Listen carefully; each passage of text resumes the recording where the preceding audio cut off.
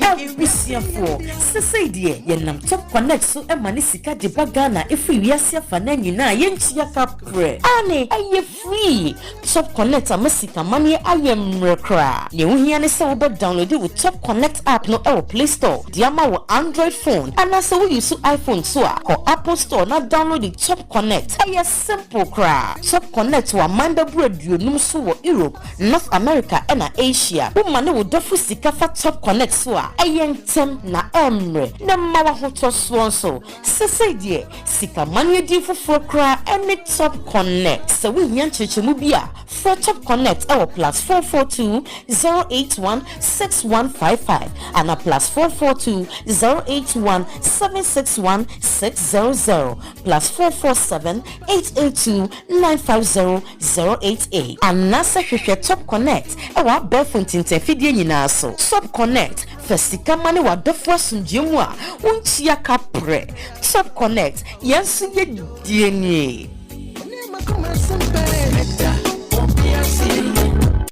Oyezu oyeza Munya NDC nya ewo United Kingdom na Ireland chapter da ma bri so michia na menyu ba bezian abato ho nkomo dem awore nyim na oka nkakra na yakoto abaye yen mpenyumfa wo bohwe party do wo da mi chapter ya meji ho nkomo na menyu ba bezi chairman akwa no ho nkomo da ma bri chairman akwa campaign a wo gina there to wando abana wombe chairman nemu chairman akwade ojina ho prekope nti mesraw de ebo to waba na eza ma chairman akwa na wabe chairman bo United Kingdom and Ireland chapter usane de okitan hihye bebre a yame na dom na so be chairman a opede ozuboa awo a member bo United Kingdom na Ireland na NDC party ni na da no dom hihye no mu bi ni the establishment of a welfare program.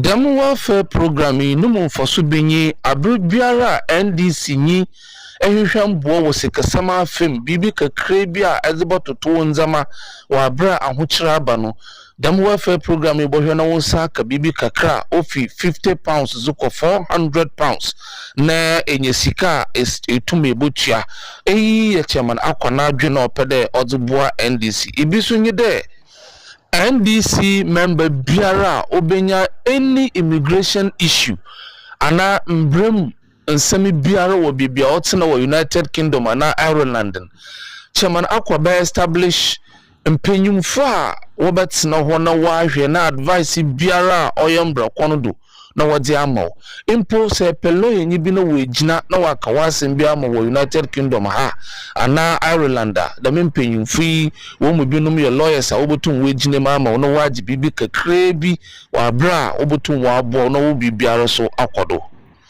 welfare program kuriyara su ya chairman akwa opede ozubobo azi onu so behwe na yenuanuma wo United Kingdom na Ireland nyinara awona woye into event organization photographers awona wo shishe bibia amanfo ye one parties one weddings nyina obaka wo nyinara bom dem obeya NDC member biara obenya any event there oye wedding outdooring bibiara no wotun wa bobo na wa ya ama wa bra onkotue sika ti dem a okakafo obi wo paado ana enchen bi na wa baye da madina man chairman akona nimpe mfuso bohwe na abibiara any welfare ana any social issue biara oba affecting member biara no obaba owo pay wechi na bibiara de wodze mo ana bibiara de woye na wodze bo wo program wa kodo no wotun wa yendam na ahomka wa ba welfare program yi bibia se nyamobo na se chairman akwa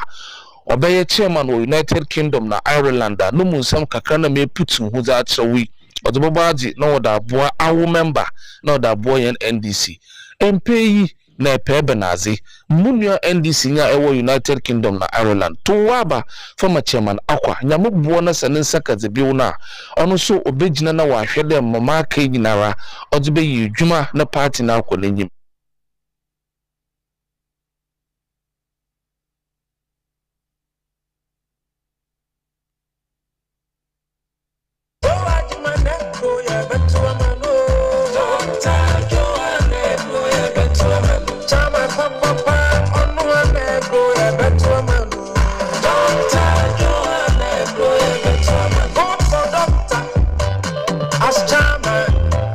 For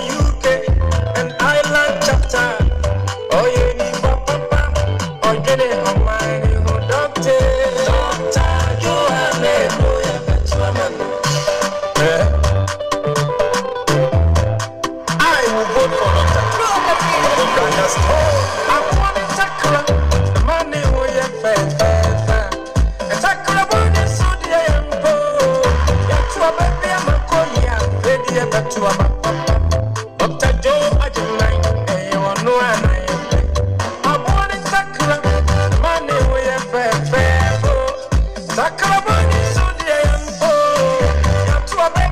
Owusu Dr. Joe Agyemang, no and Dr. Joe Agyemang say, no the opposite. NDC call, oh you can the island, the beginning of diaspora. I crab a shanty, Montumano, Dr. Joe Agyemang, but the camp over. I'm a mebu.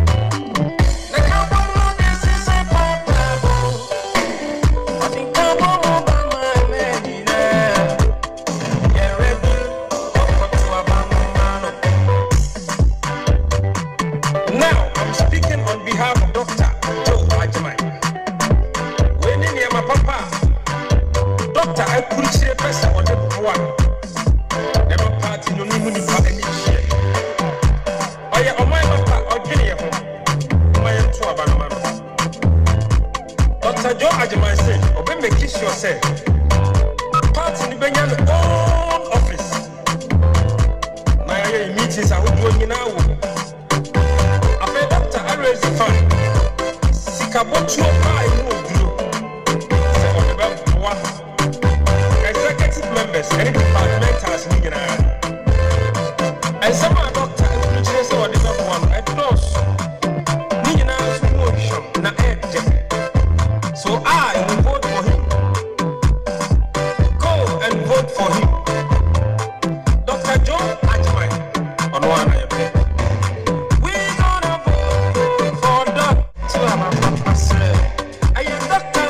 Joe Agyemang. Dr. Joe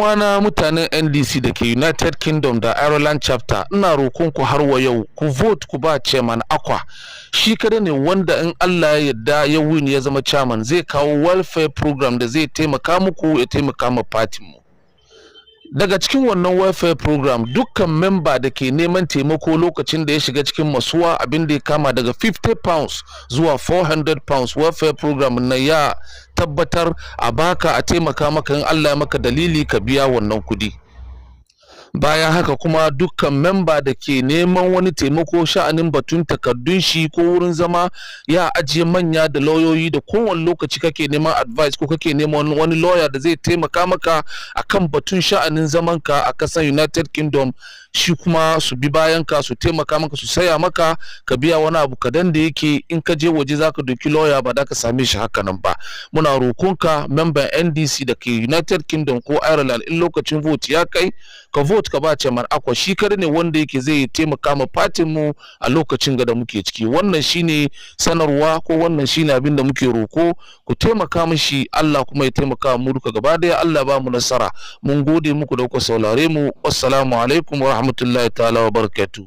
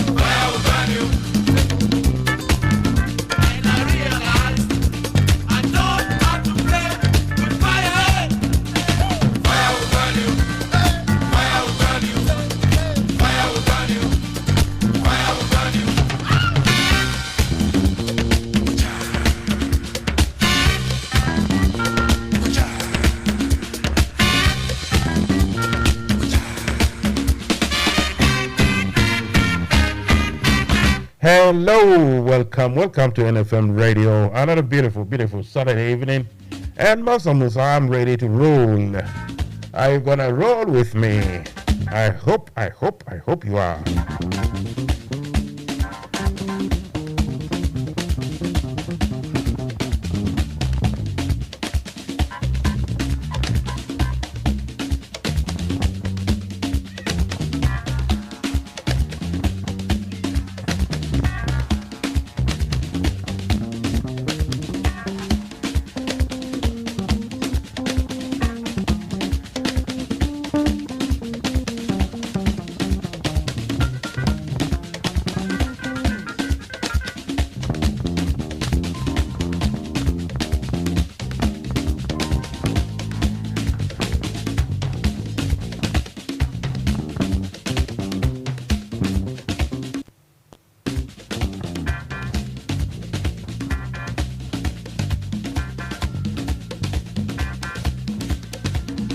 As we do it every weekend, we call one or two people, eminent Ghanaians, to, I have beautiful discussions with them. So tonight is no different. We're going to speak to two eminent Ghanaian persons. One of them is in Ghana, the other is in America.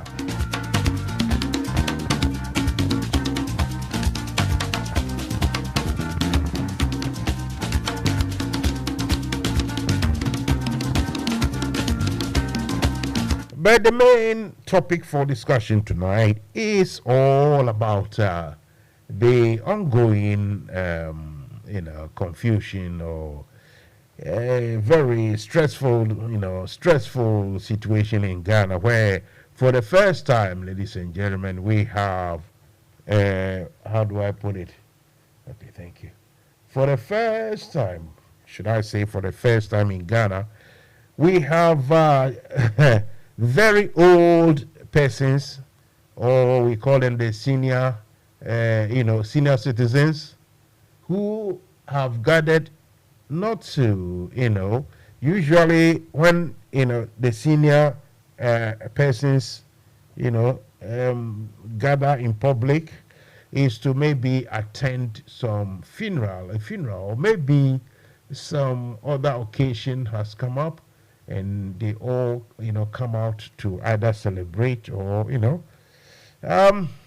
this time around we had these senior members of society, some, maybe wheelchairs, and others with walking sticks and the rest, and most of them who couldn't, because due to their age, cannot stand on their feet for, for a long time. All these people have been forced to initiate, practical physical action to mitigate against a government plan to, have some of all their monies, the saved pension monies. Government of Ghana today wants to, how do I say it? To use monies of pensioners or pensioners, include their monies in a debt sort of exchange program that the government, the executive, has put forward. My question is that how have we got to this stage? Why have we come here? Let me go for a quick music, then I will come back and we'll continue with the discussion. So stay tuned, don't go anywhere.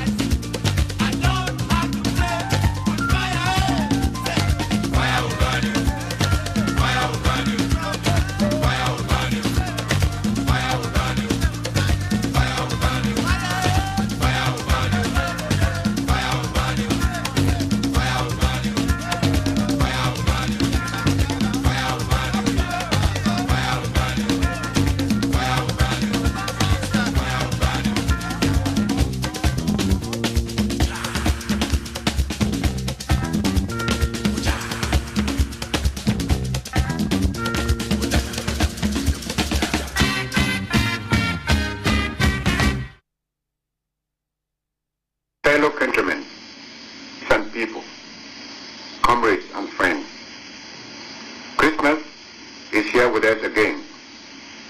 I am speaking to you in the spirit of the season from Conakry over Radio Guinness Voice of the Revolution.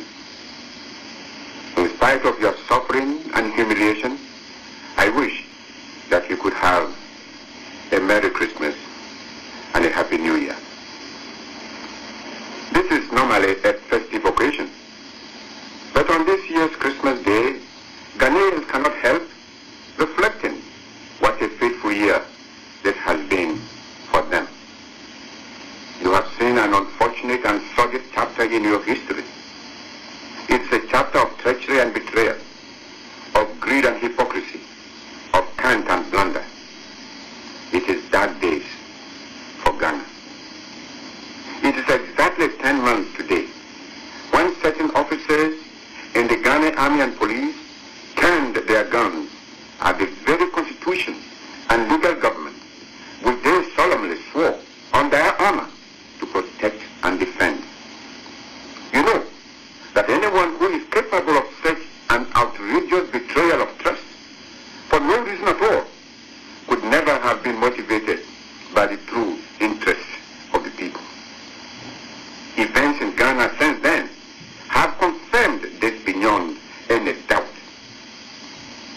Within 10 short months, the traitors who make up the so-called National Liberation Council have shown that it was their morbid lust for money and power and their desire to escape from the just consequences of their corruption and crime which made them commit such despicable acts of treason against the state and the people of Ghana. When you look around yourselves, their only achievement has been the sordid reversal of Ghana's development and progress. In these 10 months, a lot of lying propaganda and calumny has been manufactured by the so-called National Liberation Council. You have also been told a lot of nonsense by this notorious Liars Council about the state of Ghana's economy. Far from the gloomy picture of doom which the so-called National Liberation Council have been at pains to paint in order to deceive you, there has never been anything like the present state of mass unemployment and hunger which the last 10 months of National Liberation Council misrule and mismanagement have brought upon Ghana. Thousands have been forcibly dismissed or laid off from their jobs. Mass unemployment has mounted so high to a stage unprecedented in our history. Let the unemployed, therefore, mobilize themselves and fight for their rights. Under me, all workers receive their pay regularly and all state enterprises and organizations function normally and satisfactorily.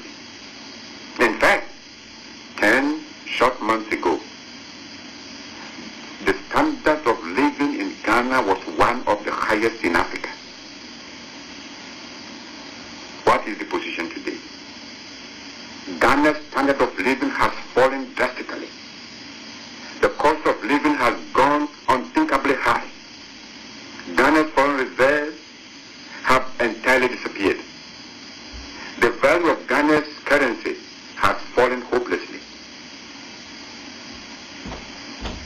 In one of my broadcasts to you from here, I warned that the opening of Ghana borders, if not planned carefully, would lead to economic troubles. Today, Ghana's cocoa is being smuggled to neighboring countries with disastrous consequences for the people of Ghana. Cocoa, the last center of Ghana's economy, is in jeopardy, all because of the stupidity of the notorious Liars Council and their ill-meaning advisors. Ghana is now in a mess, economically and politically, under the so-called National Liberation Council. Men and women of Ghana, I know your troubles. Stand firm and organize. Continue your resistance wherever you are. I have faith in you. We shall not have fought so far and achieved so much, only for us to stand looking unconcerned while a clique of deceivers and self-seekers do all in their power to turn the clock back. We shall not sit idle to see your hard-fought-for achievements being destroyed by this traitorous clique before your very eyes. The so-called National Liberation Council have become infamous for their brazen lies. But by telling you that I have resigned my constitutional position as the President of the Republic of Ghana, even they, the notorious Liars Council, have outreached themselves. They have indeed demonstrated to the world the depth to which they have sunk. In my last broadcast, I told you that this was not true. Let me say it again today, that is not true. I have not resigned my position to anybody. It is a characteristic lie which has been deliberately invented by the notorious Liars Council to deceive all those millions of you who remain loyal to me. Fellow countrymen, on my return, all workers who have been dismissed will be reinstated. Free medical care and hospitalization will be restored. Education will once again be free for all at all levels, and textbooks will again be supplied free of charge. All scholarships of students, both at home and overseas, which the so-called National Liberation Council have withdrawn, will all be reinstated. All Ghana state properties and enterprises which have been handed over to foreign firms and individuals by the so-called National Liberation Council will be restored to the state. To all those Ghanaians who have suffered untold injustice from the so-called National Liberation Council's misdirected and prejudicial commissions of inquiry, justice will be done. The chiefs who are suffering now will have immediate justice done to them. Fellow countrymen, in celebrating this year's Christmas, let us remember those who have been murdered by the so-called National Liberation Council in our struggle against the marauding dangers of neo-colonialism. Let us also spare a thought for those who are suffering in detention camps and prisons in Ghana. They will be released on my return to Ghana. Don't despair. I bring you a message of hope. I wish you all good health. Take heart. I will be with you again. It won't be long. There is victory for us. Long live the chiefs and people of Ghana. Long live the workers of Ghana and Africa. Long live the African Revolution. Down with imperialism and neo-colonialism.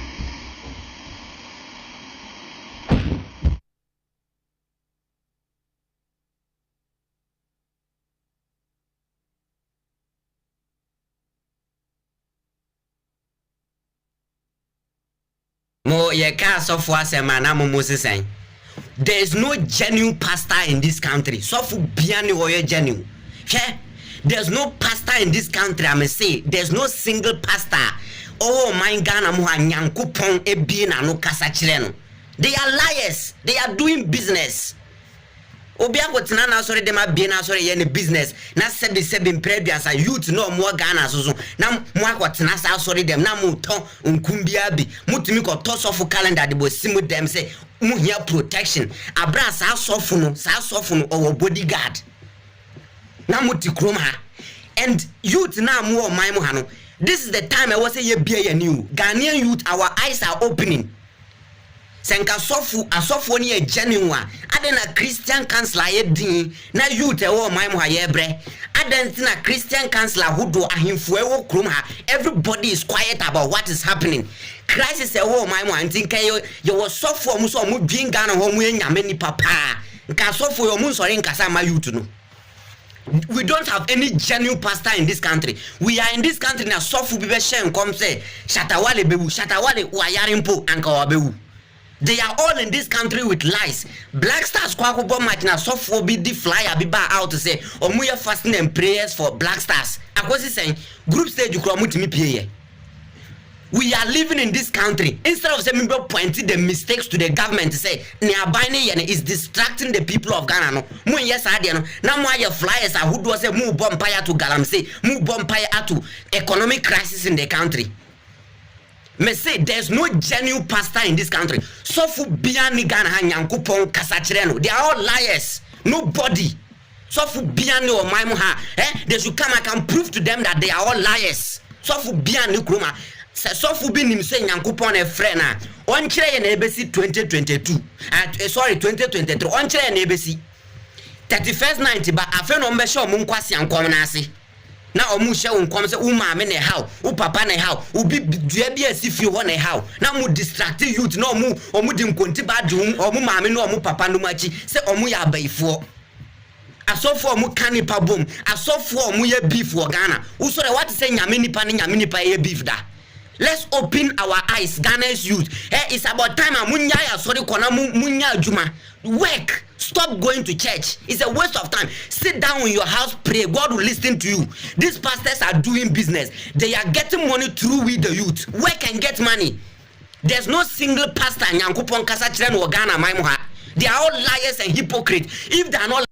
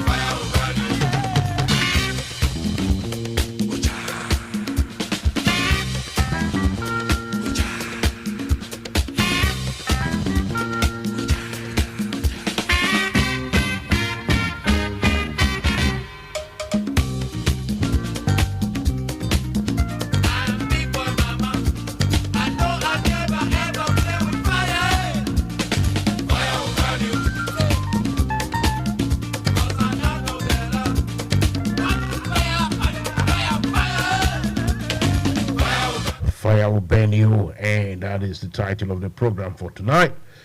We are here to discuss what is happening in Ghana. Nighttime politics coming to you from NFM radio. It's all nice and beautiful. It's not raining, and the weather isn't too cold either here in London. So it's all very pleasant indeed. If you've just tuned in, I'll say welcome. Please stay with me, and we will take you to all the places that we need you to be. So the question, the problems and the answers that needs to be found is, I'm saying, how did we get to this stage where in Ghana today we have pensioners lined up picketing, some with walking sticks, even at my age, now I cannot stand for long. I got to sit down, as quickly, or anytime I get a chance to sit down, I try to sit down. So you can imagine those who are much, much older than me are being forced to go and picket. And this is not about, it's not, partisan politics. These people cannot be, coerced or fooled or talked into going to demonstrate. You see what I mean? So the issue at stake is actually affecting people. This reminds me of what John Dramani Mahama said recently when he visited London. He made reference to some saying that, if you decide, to stay on the fence and you say to yourself that for you don't do politics or you are that not concerned, in the end, you get fools, sometimes wicked people or thieves to rule you, to govern you. At the moment in Ghana, it is a sad situation because a certain friend, a lady friend of mine was asking, he said, look, Mansa Musa, is Nanado and his people really thinking that Ghanaians either trust them so much, Ghanaians believe that it isn't their fault for what is happening, the economic crisis we find ourselves in. Nanado, does he really think that Ghanaians believe what he says, that it isn't his fault or it isn't Ken Ofori Atta's fault? Or is it that they know that Ghanaians really, really don't trust them, or Ghanaians don't believe that narrative which says that it's because of COVID or it's because of the war between Ukraine and Russia, that's why we are here today? You see, all these two reasons, it's either Nanado think that Ghanaians believe what they tell them or what they are telling Ghanaians, that the economic crisis has nothing to do with Akufo-Addo's governance, or they know that Ghanaians know that they have made some mistakes. The government has created these problems, but still, Akufo-Addo and his people don't care. Which is which? How have we arrived at this stage? Like I said, since when did anyone say, usually demonstrations and picketing, even when you go to the, work site or factories or government institutions, when they want to picket, usually it's the young ones and the middle-aged ones. You won't see old people, participating in demonstrations and the rest. Every now and again, you see some elderly person maybe walking in the midst of about 100 to, let's say, 200 people demonstrating. You see about 4 or 5 elderly people joining. Well, maybe those elderly people belong to certain, ideology or a certain party. Maybe they have some particular interest in, that demonstration. But this time around, you can see that people who, under normal circumstances, have nothing to do with, partisan politics. Just like that fellow who made that audio clip from Sonyani Mattison, his name, he's complaining about his money. I mean, especially you, the young ones, or we, the younger ones, we might not feel exactly how these old people, all these pensioners feel. You see, when you are in your 20s, 30s, 40s, or even early 50s, you think, okay, you have another chance somewhere. You can try and do something to, so even if you have made some mistakes, you think you have the chance to correct those mistakes. That's what, it is. But when you are a pensioner, 65 to 70, 75, and you think you have been fortunate enough or responsible enough to steer your life in such a way that in your old age you don't have to depend completely on handouts from your family members or from your children. Of course, when your children are sending this and that, that's fine. But you don't have to depend on them. So you are content with yourself. You are happy in your skin. The work that you've done for the 30, 40 years, now that you are old or older, there is a payback. Something we call pension funds, pension money. And sometimes it's not only about that, but you are lucky to maybe you won the lottery, or maybe you involve or indulge in some businesses, and now that you are old, the small profits that you have, or the resultant outcomes of your businesses, now you have converted that into cash, and you save it not in a private bank or private Ponzi scheme, but rather you've saved your money with the government. Now, for reasons that we all know, the government gradually, step by step, little by little, starting from around 2021, everybody knew that, the people who knew the accounting system in Ghana, or who knew, how things work, they started complaining. People started complaining. Look, it wasn't only the NDC group that were making noise.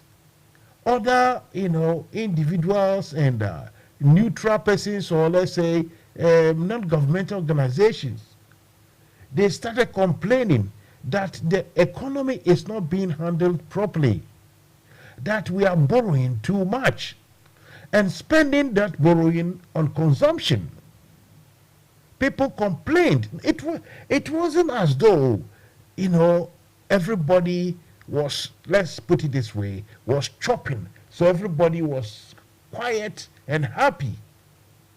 If everyone was chopping was part of the enjoyment, then we can say that, oh yes, when the government was giving out monies here and there to everybody, we all did enjoy it. So now that there is a problem, we all have to help. You see, ladies and gentlemen, the thing is, people started complaining. I myself, Mansa Musa, I remember by middle of 2018, I had already started complaining about the travel, presidential travel. To be honest, that time I didn't even know that the president was traveling, on private jets, expensive private jets. I didn't know that by then. But I knew that the traveling was too much. The sequence, the frequency of Akufo-Addo's travels. From here, you find him here, you find him there, you find him here. He was very happy in the midst of white people, talking his big English. Akufo-Addo travels, as they say, he didn't or doesn't travel light. Anytime there's some function somewhere, he will send with him around 100 to 150 people. All these people will have to be paid, fed, and, accommodated. Even if there's, they will sleep in second-class hotels in London and Paris and America. These are huge amounts of monies. And because Akufo-Addo's cousin, Ken Ofori Atta, is the finance minister, he happens to be a cousin of the president. So, luckily, Akufo-Addo inherited a stable economy. Not a fantastic one, but a stable economy. Economy that has been overseen and supported by the same IMF. So the IMF program was running when Akufo-Addo came to power. Then luckily for them, they inherited another oil well, another, windfall. We had one oil well that brought some monies. But Akufo-Addo and his people, very luckily, when they came, Mahama and the NDC had negotiated a very lucrative oil sort of agreement with oil drillers. And so those monies came to Akufo-Addo. So Akufo-Addo and his cousins and the rest of them, when they projected that every year at least we will be entitled all in all about $1 billion. So with that, projection, the anticipation of getting revenues from oil sales, the cocoa, the internal generated tax returns, all those things. So because of that, they will use that, mortgage it, go and borrow. And the international lending markets, they also trusted. They knew that, okay, Ghana has oil now, so at least every year they will be able to have, let's say, $1 billion. So why don't we just borrow them? With the interest and with time they can pay. Not that borrowing was cheap, but it was easy. Borrowing had become easy for Akufo-Addo and Ken Ofori Atta.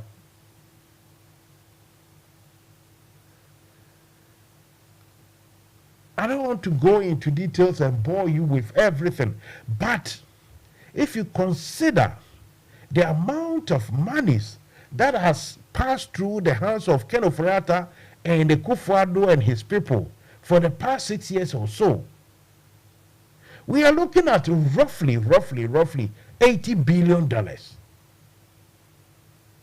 How many times do one have to say, how many times do Mansa, Musa, myself, how many times do I have to say that a country the size of Ghana, $70 to $80 billion is quite too much a sum of money.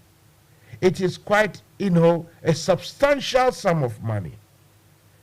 And with that money, Ghana shouldn't be suffering by now.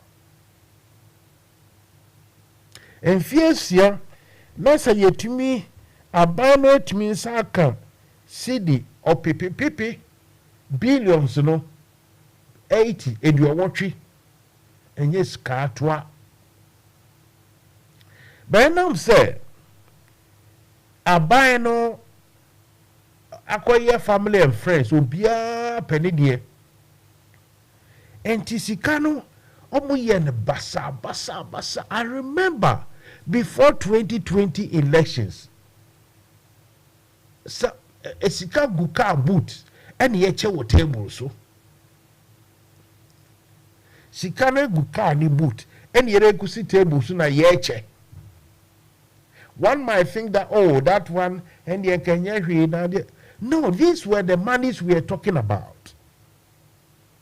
And I want to still keep saying that a country the size of Ghana, when we've had about $80 billion in 6 years or in 5 years, that money should be good enough to make Ghana's economy much stable.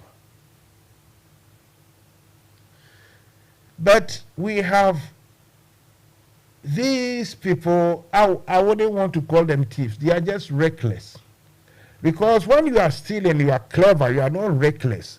You steal in such a way that is difficult for people to even suspect. But Akufo-Addo and his people, they are reckless. They know that Ghanaians know that, they are doing so many things against the laws of the country, but they still don't care. Recently, have you heard of the news that the Bank of Ghana printed some billions and billions and billions of cedis to support the government? So that billions and billions and billions of cedis, if the government had bought dollars with it officially and paid some of our debt, like the bond market and the financial lenders and the rest, they wouldn't, underscore our economy as junk. But what happened is they printed all those billions of cedis, then they use it to buy individual dollar stock.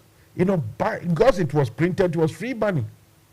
That is why the dollar jumped, because we had plenty cedis chasing for dollars. So they are rich in dollars. These people. According to information, you come to London here, they've got buildings, houses, very expensive vehicles. The life of the Arabian kings and those guys from Qatar. When you go to Marble Arch got a nice bridge and all those places. The cars they use, some even park their cars on the road. Police will come and tow it away, and later they realize that the owner is in Qatar or Dubai. He doesn't even care. It's that sort of life. I tell you, some of these our politicians running the country today, that sort of life they are living. It is rather very sad that it is very sad. I don't know how to explain this anymore. I watched a video clip of how Sam George, MP for Ningo Pram Pram, actually being very honest and being candid about the fact that Ghanaians are pathologically corrupt. That everybody is involved in corruption. Everybody. Paying and giving. Paying and giving. Collecting and paying back. You see, for me, what makes me very sad is that some of us, we can decide we are in a white man's land and it is relatively better, so we might as well live the rest of the lives here. But, at the same time, some of us, being a Pan-African, I'm thinking, hey, ain't you say I'm a bear forever? South Africa for be Jimmy Sa, you will be beer, say Kayamaya Hotoy. And so they be a baby power, a baby security, a baby cleanness. A binimu background, monsieur, a nurse near the Linano, a ye care near the idea, basa. Because you're penny for our politicians just simply cannot, they don't even think about developing our lands, our African lands. Our politicians, and when I say our politicians, I'm not talking about Ghanaians alone. No. I'm talking about African politicians.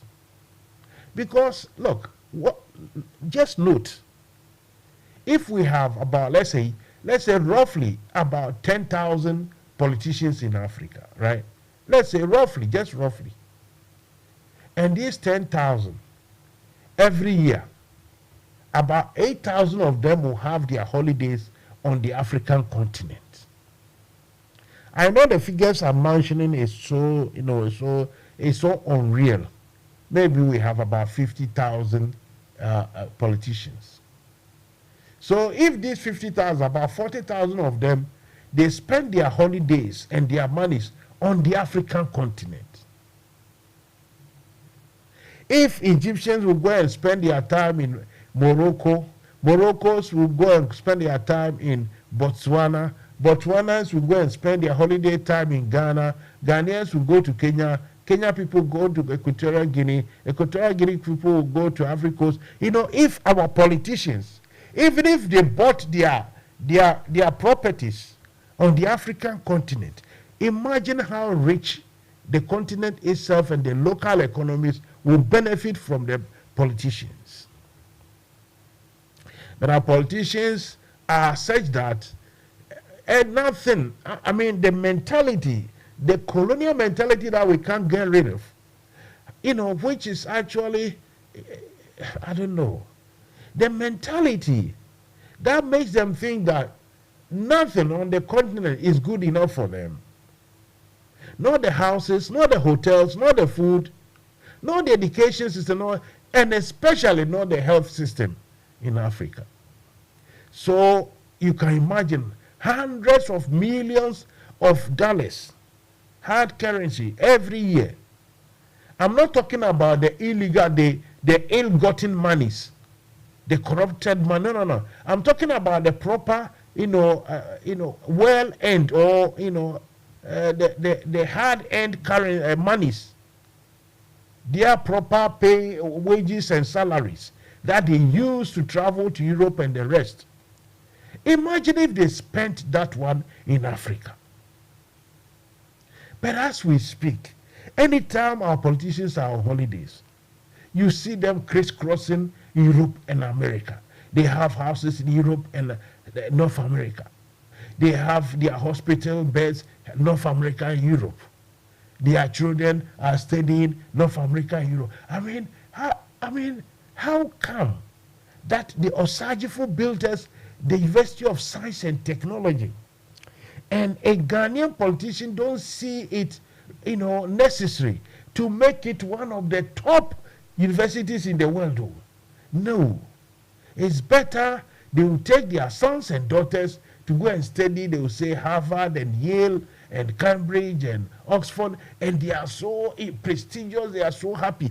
Meanwhile, that education still does not, it does not give the country itself any sort of, it doesn't, the country doesn't benefit from anything.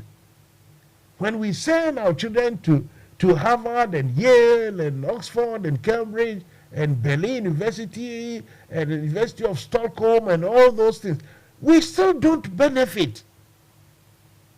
It rather, improve the taste that we have for everything foreign.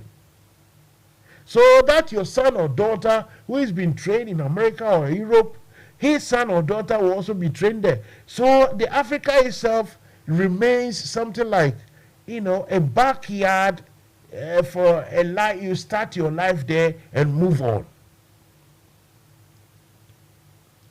There have to be a change of emphasis, a change of, the thinking conditions, of Africans, Ghanaians.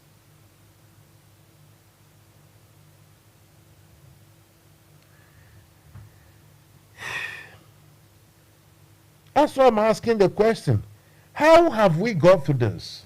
That today, old people, pensioners, are picketing. They are doing the choboy, even though some are not happy that they gather and start singing. I wouldn't say there's anything wrong with that, really, because to be honest, the youth, whenever the youth want to demonstrate, it's all about dancing and listening to music anyway. So when the old people, because look, these people, old people picketing now, in their day in the 70s, they did run. They ran and shouted with placards on how do I say, enibreso, with serious faces, hard faces. Unlike today, the young people, they say they want to go on demonstration. You see them dancing and playing loud reggae and bobobo and boswe and palogo music. That is the demonstration for you. The police will stop them, don't pass here. Then they pour some hot, dirty water on them. That's it. That's a demonstration. But I'm not going to, berate or, I'm not going to choose any hard or harsh words on the youth, because what is happening too is that everybody is overwhelmed in Ghana. People are tired. They are overwhelmed with what is going on, with the corruption. Given that physically, people are very, very tired. They don't have much to eat. They don't have much to eat. This country, when people look like the French people always, they are going on strikes and demonstrations, they don't have this hunger problem that you go on demonstration, you will think, hey, what will you eat next? Even water, proper water to drink at the demonstration, you won't get it in Ghana. You see, so the system, the society itself has broken people down. It has brought everybody to heel. And now nobody can actually do anything.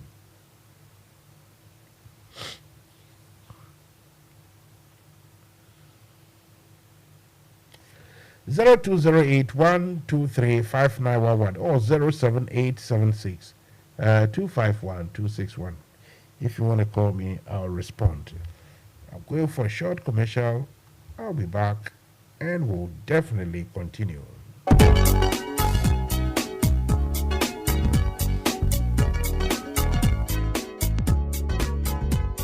Busiafo sesei die yenam top connect so e mani sika de bagana efi wiase afa na nyina yenchia kapre ane aye free top connect amasika mani aye mrekra ye wo hia ne se wo be download wo top connect app no e wo play store de ama wo android phone ana se wo use iphone so a ko apple store na download the top connect aye simple kra top connect wa manda buraduonum so wo Europe North America and Asia wo mane wo dofo sika fa top connect so a aye tem na emre na mawa hoto so sese die sika manu di foforo kra any top connect so we yan chechemu bia for top connect our +442 081 6155 and a +442 081 761 600 +447 882 950 088 and nasa hwehwe top connect our befontin tefidie nyina so top connect fasika mane wadofo asumdiem a wontia kapre top connect yensu ye dienie.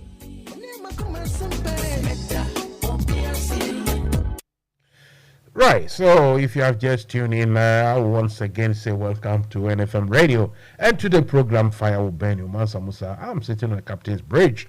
I am ready to sail, so come and help me to sail away. Anyway, and other news, we say, I'm not done praise an MP for MPP for say, Alan Chairmanship was the chairman of the Economic Management Committee.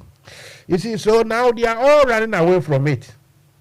You see, all along, people have been saying that it is Baumia who has the Economic Management Committee. Now they say, no, be Alan Chairmanship. You remember some time ago, not long ago, I wrote one of my little pieces. And I said, I gave an analogy of the sinking ship. The rats on a sinking ship, they start running from one place to the other, thinking they can escape. But the ship itself is sinking. So the rats, they start running helter-skelter everywhere. They lie bad. This is what is happening to, these MPP people. Now their own records, their own activity, they are running away from it. MPP for Omankasa Ejuma Omayeno. Sisi ofro penny bia so mrambe yanwa. Na obie adwane say enyemia eyewei. That's why Alan Chamanti came out to say we don't have message. Jesus Christ, you don't have message, eh? But he was saying that they don't have message, but then they are telling Ghanaians, say, 8 years no sir. Ain't he say, Alan Chamanti, I don't get you. You are saying that you don't have message. At the same time, at the other side of your mouth, you say, but it's good for the Ghanaians to be convinced to give us 8 years for stability so that we can continue with the good things we are doing. If you think we are doing good things, why would you say you don't have message? If you think or you feel you've done some good things, that means you have message. Alan Chairmantin, he's not alone. And the rest of them, they are all confused.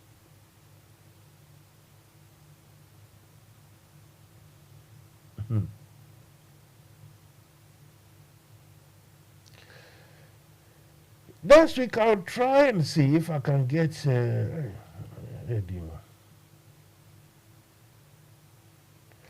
you see, I'll try and speak to another fellow. This gentleman, he's been very vocal these days. Alex Mould. Alex Mould is a former something in the NDC government. I think he's getting some sort of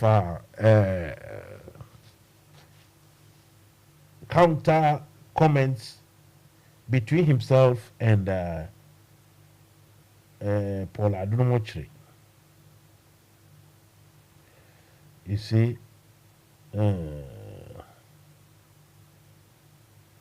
so according to Paul Adunomochri, perhaps Alex Mould want to catch the eye of John Dramani Mahama. That's why he's now being very vocal.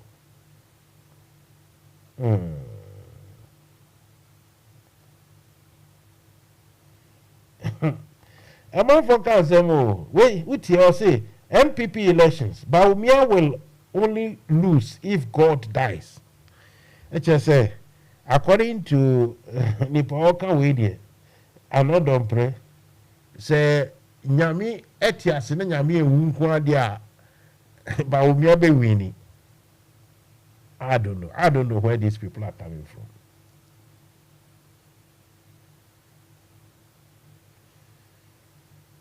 We should say, Ofori Atta has not learned from his father's mistakes. Now,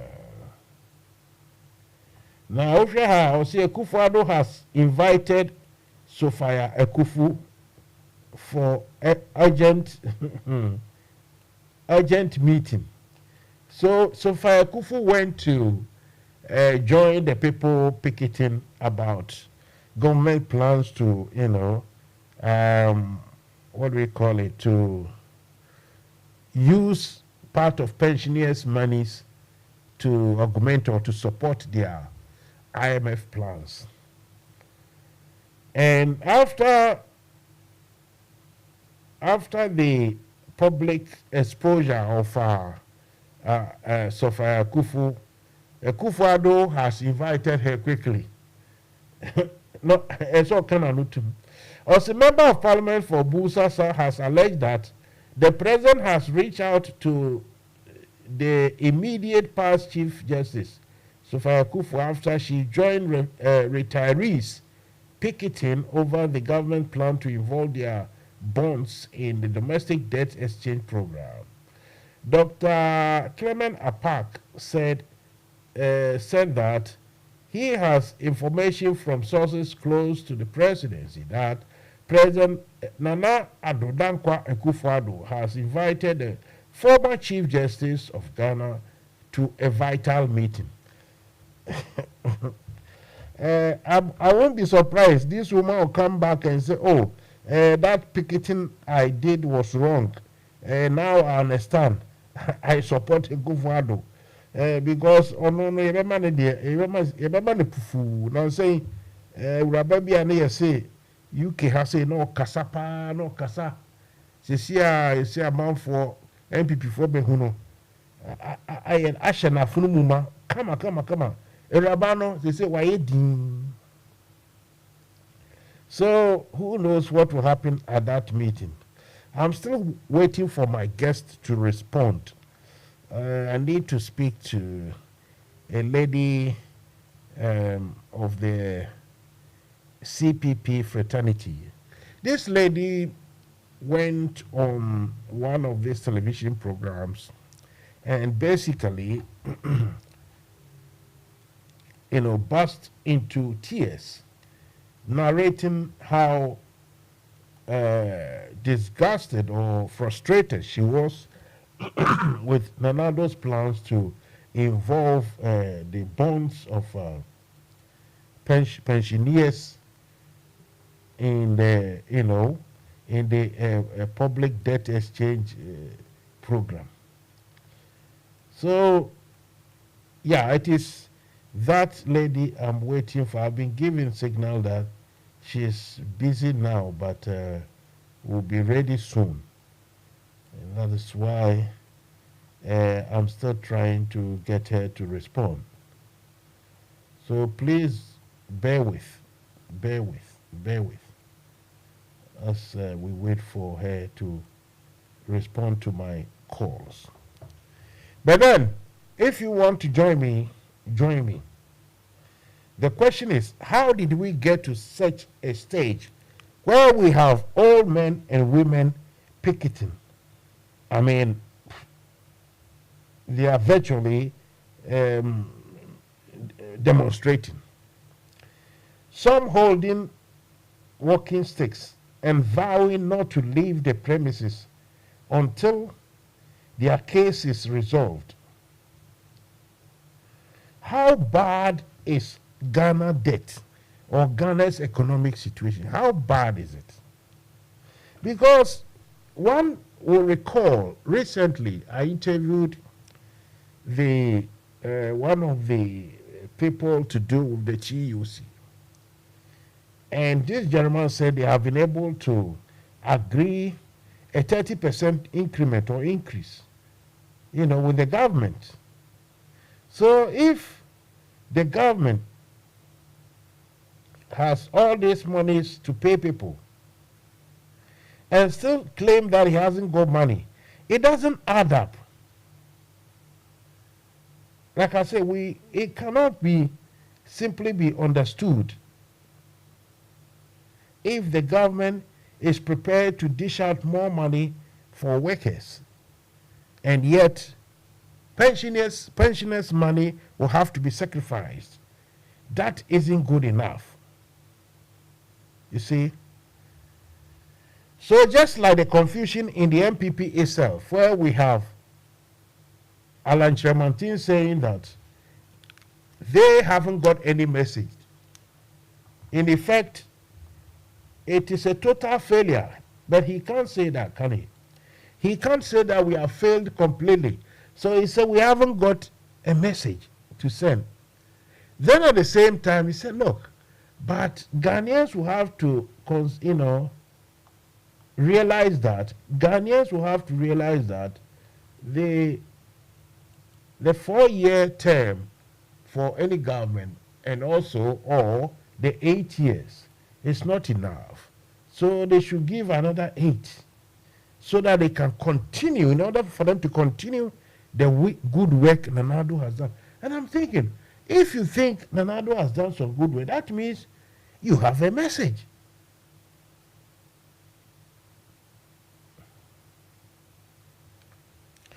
So it is all about that.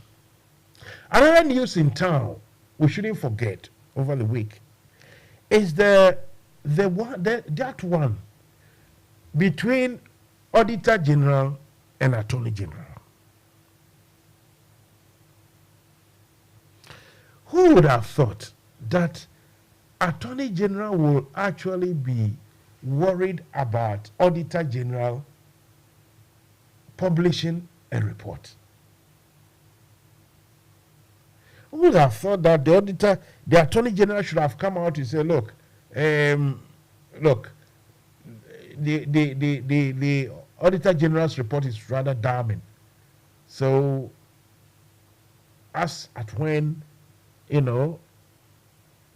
the Parliament will be ready with their scrutiny, after the Parliament have, checked everything, and it's confirmed that such monies have been misappropriated or, misplaced or unaccounted for, whatever it is, a serious investigation will have to be, held, and people who are found to have been involved in this massive, misappropriation of government funds, they should be brought to book. Attorney General speaks like that, and Ghanaians will say, these guys are serious. They are very serious serious of fighting corruption. But here we have the Attorney General fighting the Auditor General, because the Auditor General by the rules that he operates within, he has the right to publish his findings for Ghanaians to know what's going on.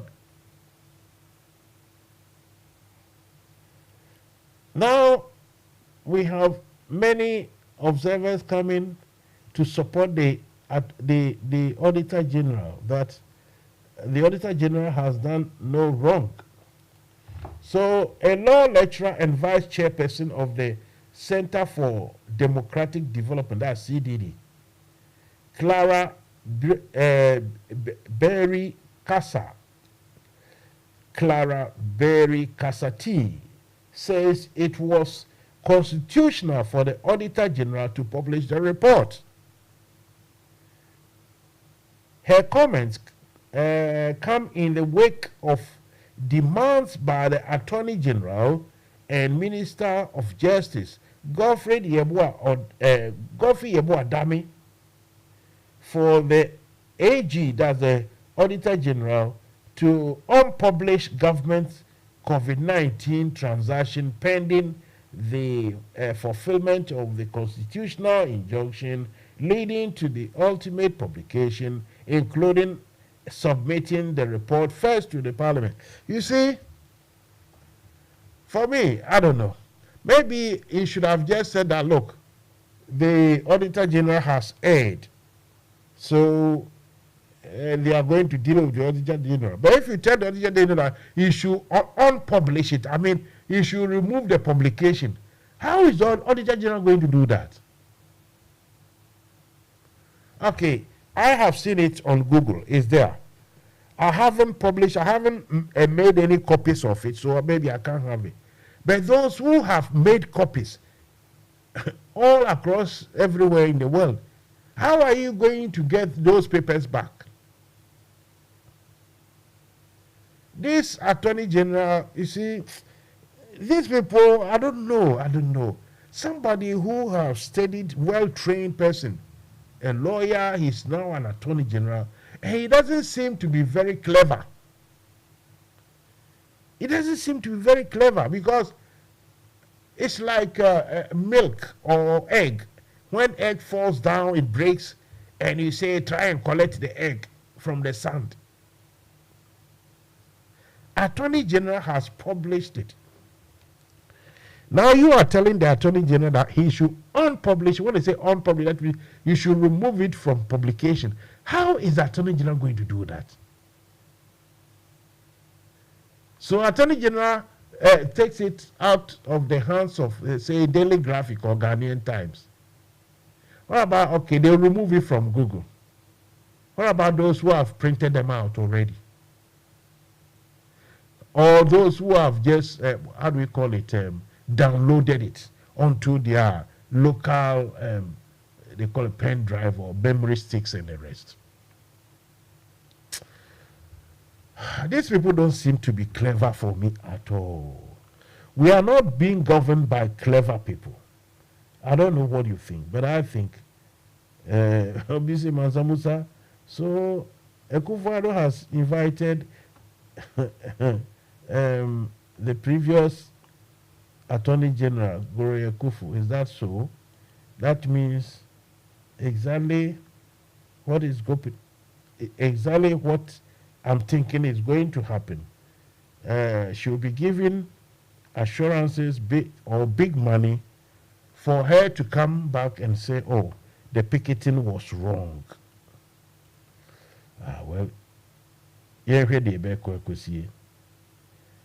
because let's see. I have a listen that I want to play. I have a clip that I want to play, but I can't seem to find a clip. Hopefully I'll find a clip and I'll play it, some funny clip, but it is something that I need to play it. You are listening to Mansa Musa, and the program is called Fire Obey You. I've always told you that make sure fire never becomes your enemy. Don't even make fire your manager. Always make sure fire stays your servant. If fire is your servant, you are safe. If you make fire your manager and later turns to become your enemy, you are in trouble.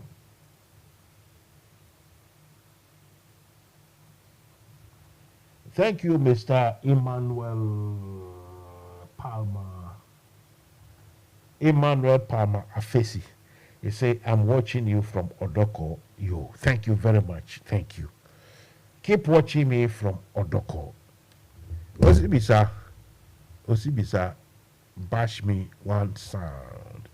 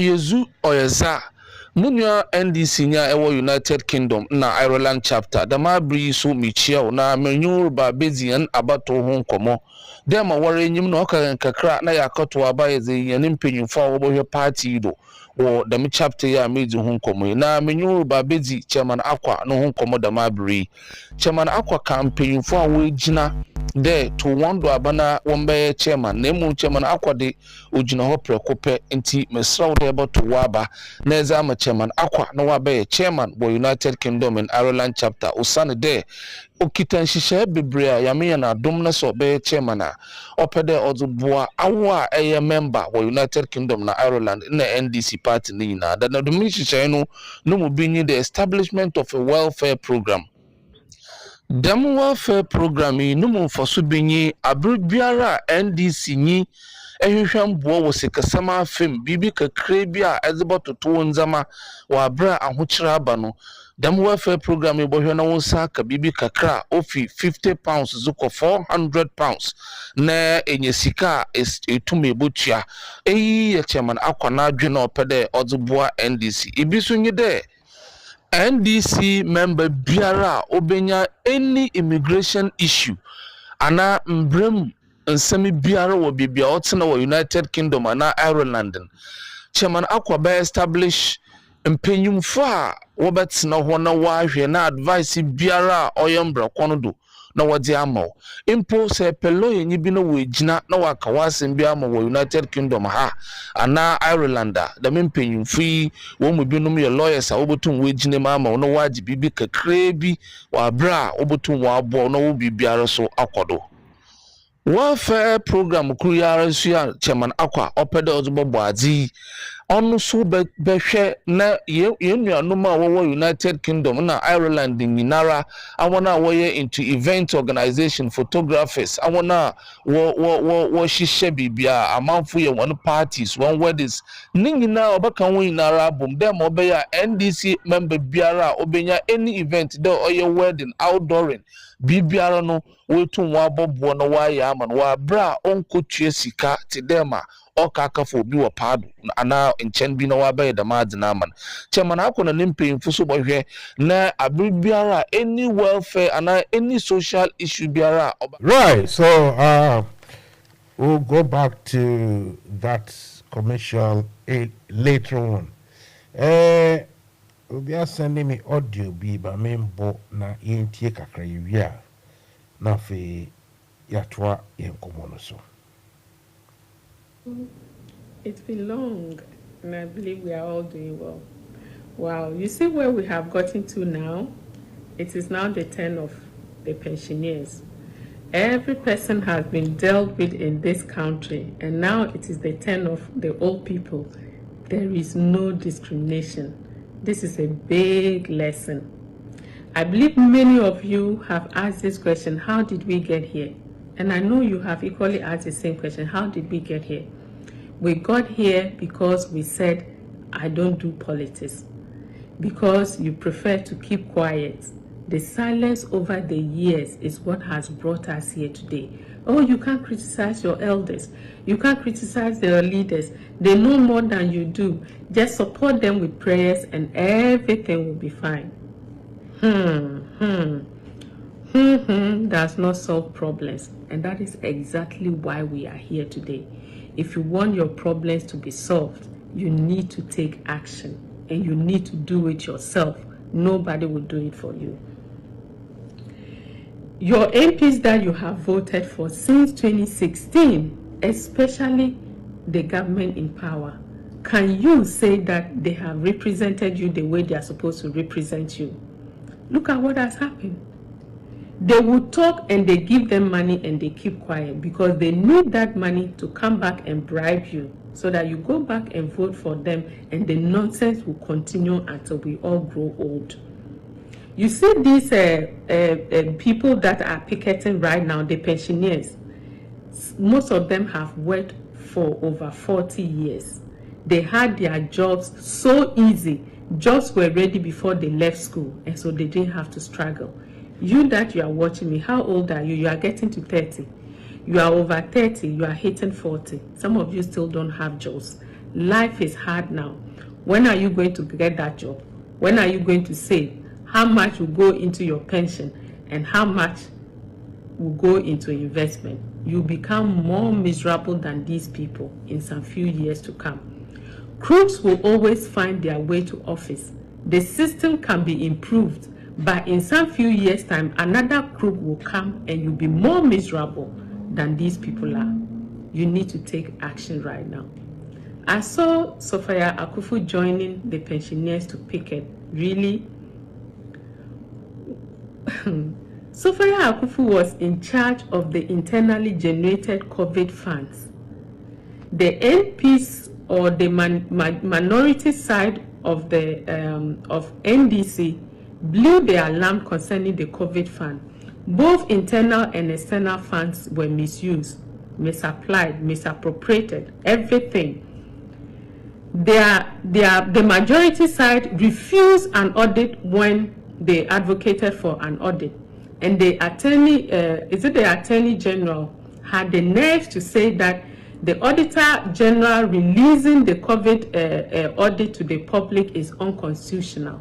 Yes, these are the crooks you are dealing with.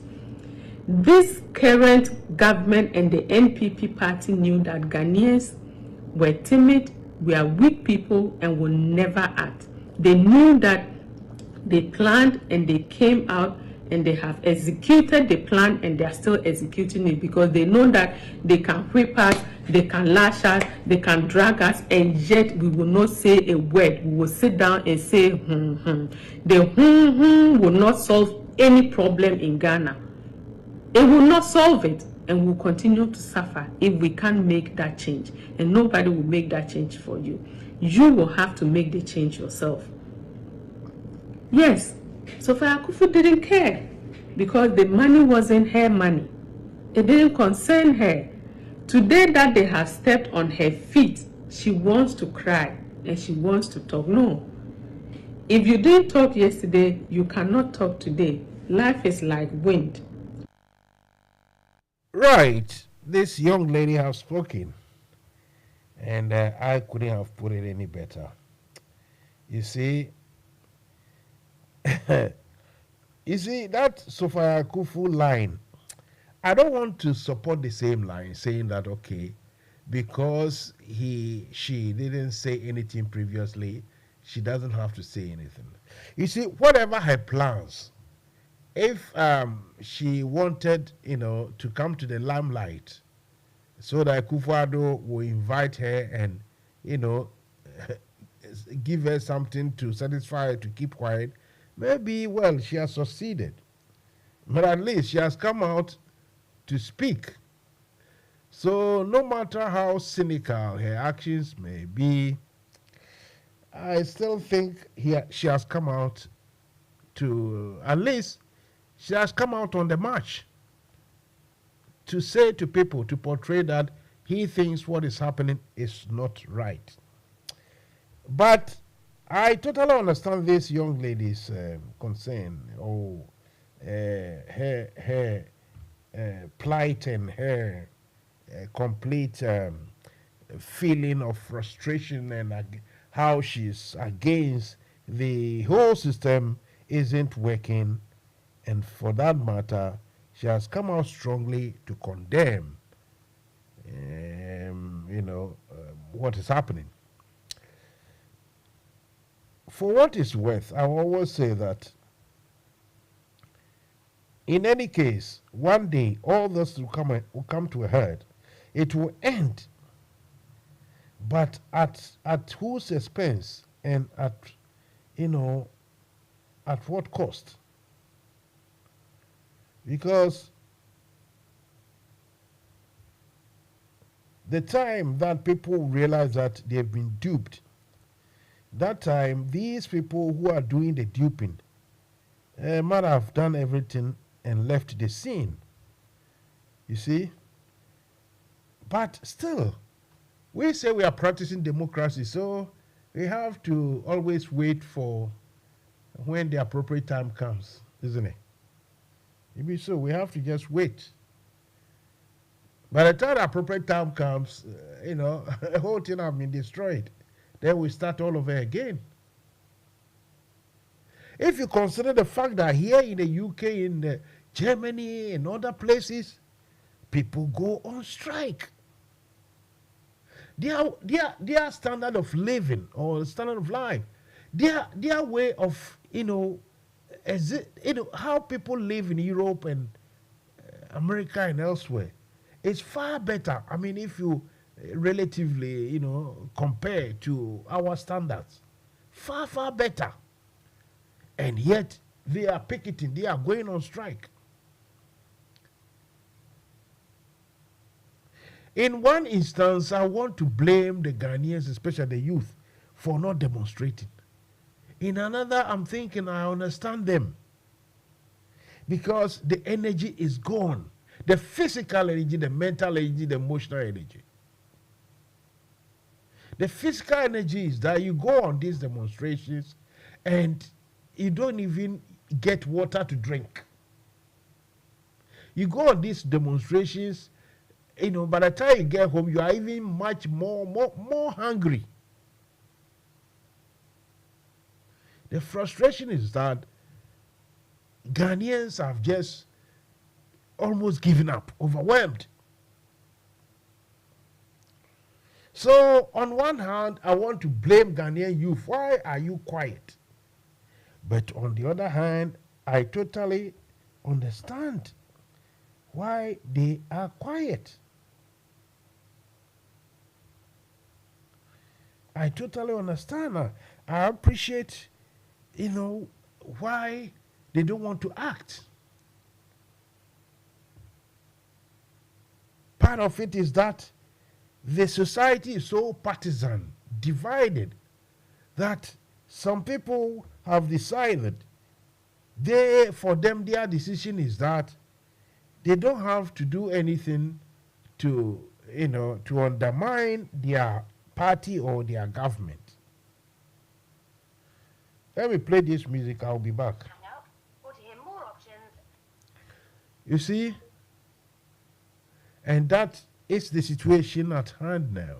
So if anyone even comes out to say, look, what these people are doing, the treatment they are giving to our senior citizens, how they want to, how the government wants to, or the way they are dealing with the senior citizen is not right. So we need to demonstrate with them. We have to go on massive demonstration. Everybody physically is tired, mentally tired. No food, no drink, no water. Then sometimes the police beatings. In Africa, the police are ready to beat the citizens. Just beat them when on demonstration. Shooting in the air, rubber bullets. Africans and their police, the mentality that you have to do everything to suppress the citizens in favor of the ruling class.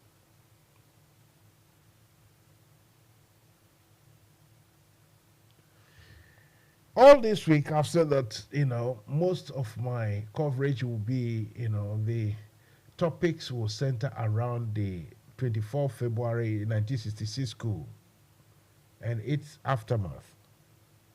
So most of the people I'll be contacting or, gathering for,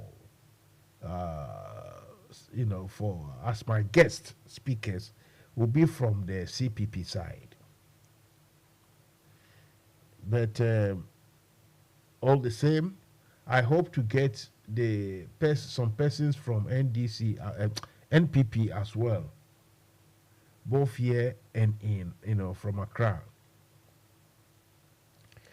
As for the Osagefos week or the Osagefos month, you see,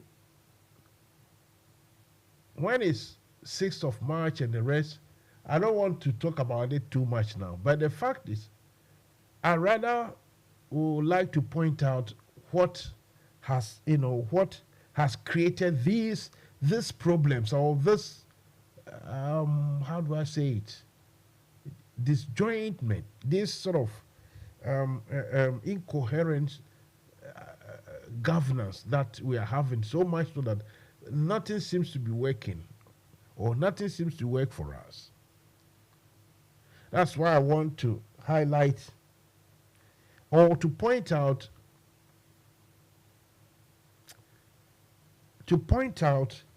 the mistakes we've made by overthrowing Nkrumah that time. Today, somebody on another platform he wrote boldly to tell me that Nkrumah did nothing and that all the factories we are mentioning were built by the white people and left. Seriously, the person was actually very serious. And that it was Nkrumah who brought corruption. And I'm telling that fellow, it looks like you are very clever. Why don't you come on air? But no, he's afraid. He won't come on air. He is hiding behind WhatsApp. Hiding behind WhatsApp and the rest of them to make such pronouncements. Serious ones. And when I invite him to come and debate me on air, he is afraid. But when it comes to talking this rubbish, writing and just posting, he is very good at that. It's not 2043. It's not the date, it's the time. I'm still waiting for a response from my first guest. I think the last time I was able to contact her, she said she was in a car driving somewhere and that the signal was very weak. So if you just join me, what I'm discussing about is, my question is, how did we get here? That in the Nkokra and Mrewa and echo demonstration. Adaya, omusika abayin pese odinisa etusu. Na me say krobi papa, enka the youth no, and the ebeko strike ama Nkokra and Mrewa. Because the idea is that if these old people are to suffer, if they are to lose their monies, even for a short while, what is going to happen is that they are going to now depend solely on the youth or the younger, what do we call it, the younger members of their families, extended families, I mean. So the youth of Ghana should have risen up. I mean, they should have come out today, yesterday, to say, hey, Mr. President, this is not on, this is not proper. For these old people to go out, some with, walking along with, by aid of walking sticks. If they will come and stand and say, look, we want assurance that our monies are not going to be tied, otherwise we are not living here. Meaning people over 70 years of age, they are now picketing. But the youth of Ghana, I sometimes want to understand them as well because, like I said, maybe they are overwhelmed. Physically completely drained. Emotionally, they are completely thrown over everywhere. Financially, they don't have the monies. You go on strike or you go on demonstration. No water, no even water to clean water to drink. You come home hungry, and what do? You see what Akufo-Addo and his family people have done to you Ghanaians. Someone. Asusana Mope, is that what we want? So any government at all come out, I should do the same. Will you be happy that the government of any color comes in? That the government of any color comes in and do the same. Will you be happy? Let me put in the music and answer this phone call, and we will be back as soon as practicable.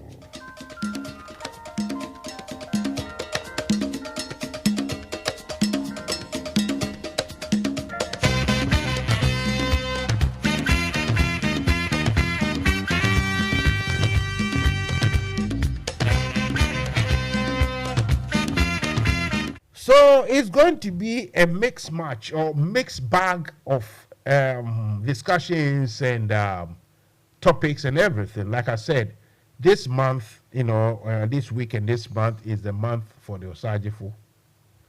Not the 6th March and the Independence Parade and those. No. It's rather about the coup of 1966. What that has done to Ghana until and unless some of us or people who know come out to bring matters out to educate present generation and the next generation. You see, yesterday I spoke to a gentleman and we all noted that the principles or the template that Osagefo used was relevant, and it is relevant now. Now, tonight, I am happy to say I've got my first guest. He has a very beautiful but very, very important name, big name like that. I'm going to allow her to introduce herself, then we take it from there. Nana Agyemang, good evening. Good evening. How are you? Yeah, I'm fine. You are welcome to NFM Radio. And myself, my name, I think you've just you've just been told my name. My name is Mansa Musa. And yes. So let's start with a bit of this in Nkrumah. You are from the CPP. What position do you hold in CPP? I'm the General Secretary of the Conventions People's Party. Actually, I'm the first female General Secretary. Why didn't I know that? Goodness me, I'm talking to a very huge person. Now it's even much huger, if that's a word. But, right. So the General Secretary of CPP, Convention People's Party, or Osagefo's Party, someone was asked, do you people still exist? Is there any party anywhere like that still? Yes, we really do exist. We have all our structures in place. We have our offices in place. We organize at the grassroots. We organize at the regions. We organize all over the country. We do programs. We engage in discourses like I'm talking to you now. We advocate for the people of Ghana, and we put the government on their toes by making sure that they do the right thing. The CPP actually exists. We have all our structures in place. We have our chairman, we have the general secretary, our vice chairman, we have our youth organizers, we have everybody, our organizer, women's organizer. We have all our leadership positions in place at the constituency level polling station. We have everybody in place. Our head office is at Asylum Down, Mango Street. Yesterday, I spoke to this gentleman. I don't know if you are related, Kwame Jantwa. That's my big brother. He said the He's same. the political affairs chairman. Exactly. He said the same thing. So I see. Yes. And the question I put to him, the first question I'm going to put to you is that, well, I don't see you guys on Twitter. I don't see you on Facebook. I don't see you on Instagram. I don't see you anywhere. I don't mean personally, I mean individual, but as a party, CPP, when money is very hard to come by, one would have thought that these, platforms that are relatively easy to, to use, and yet you don't get the CPP. So if Asempa, Adum, TV3, Metro and the rest are not going to invite you, City TV and the rest not inviting you, the free ones too, you guys are not using it. Why? You invite us a lot, and we are always on their platforms. I'm always on UTV. In the morning on Wednesdays, I'm on TV3. Other people are on Meet FM, Peace FM. We are scattered all over, and every time whatever we talk about is being played on these platforms for the media houses. We are a grassroots party, and most of the people, we deal with at the grassroots. We want to do the door-to-door, one-on-one. Talking to the people, the individuals, touching their lives. And that is what we are doing now. I mean, we would, in no time, we would activate our Facebook pages and our Twitter and all those handles. But as we stand now, we need to go to the people. Yes, the World Wide Web is good, the virtual world is good, but we need to talk to people one-on-one and also let them know exactly what our plans are. As we are a very grassroots party, the people in the villages, most of them don't do Facebook, they don't do Twitter. You need to go to them and speak to them.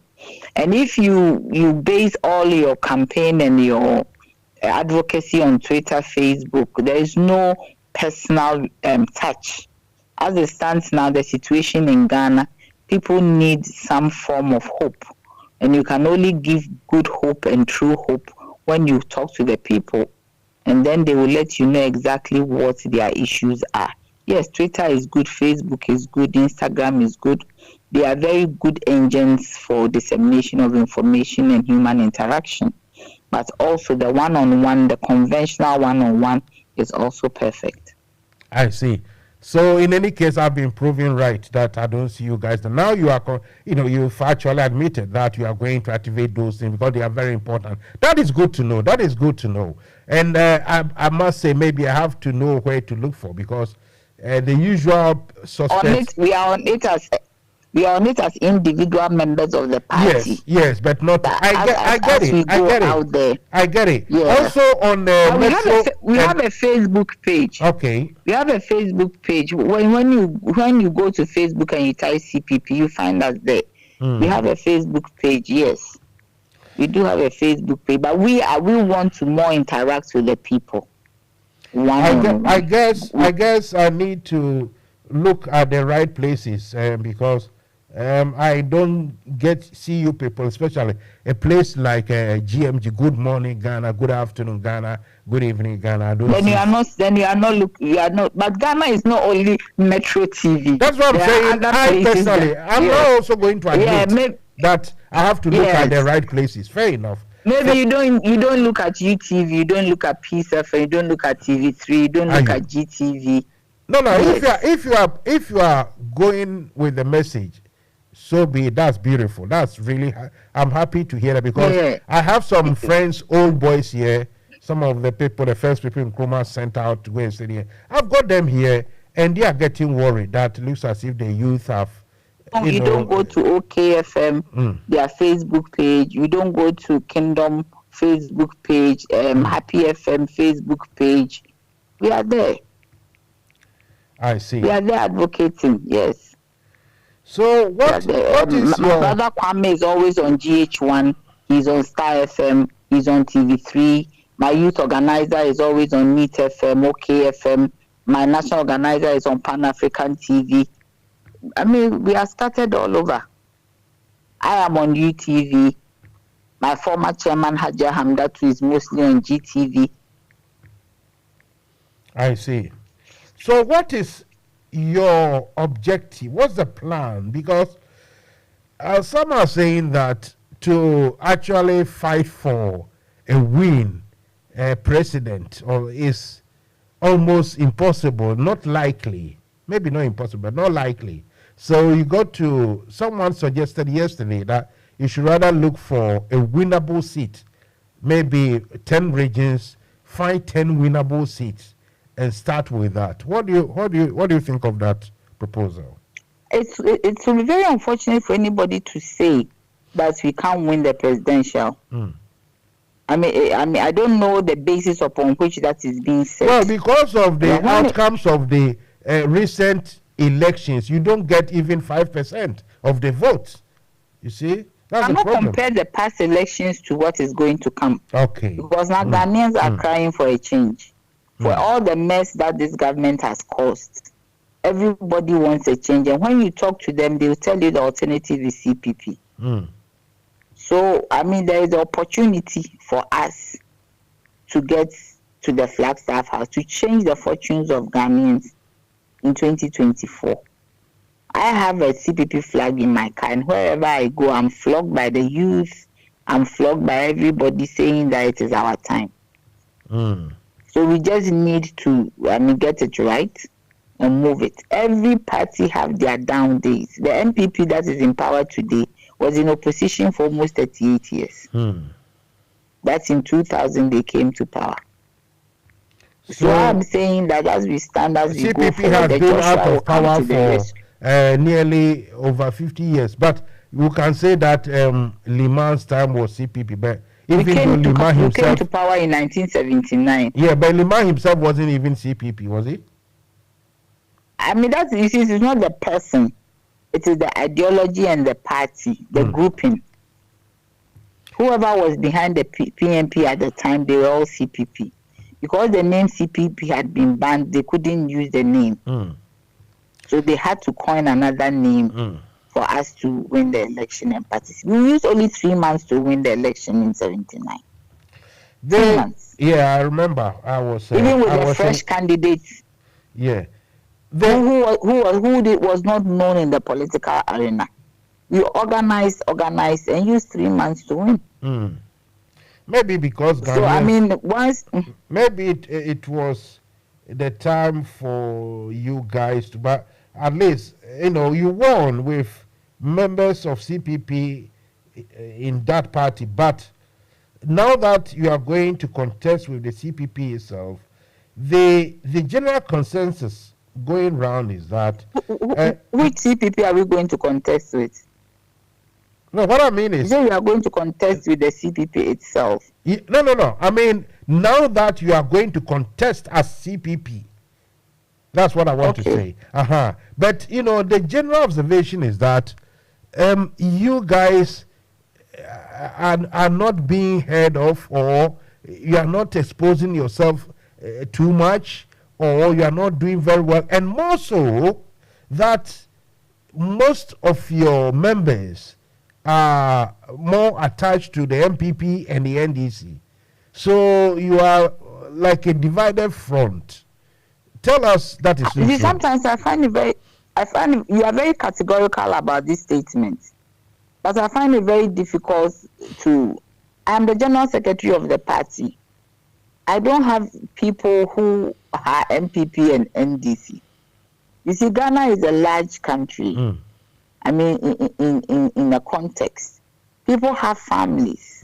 So if somebody has a family or a friend in NDC and MPP, are you saying that they cannot be friends? I didn't say that, but when I'm saying that you are running to join them. People say that, but people say that what is the evidence?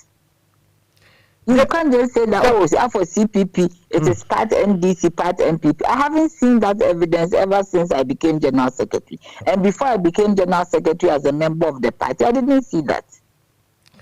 But I am saying that people have friends. Okay, go ahead, please. Please go ahead, sorry. People have friends, people have family. And the fact that somebody is close to somebody doesn't make the person NDC or MPP.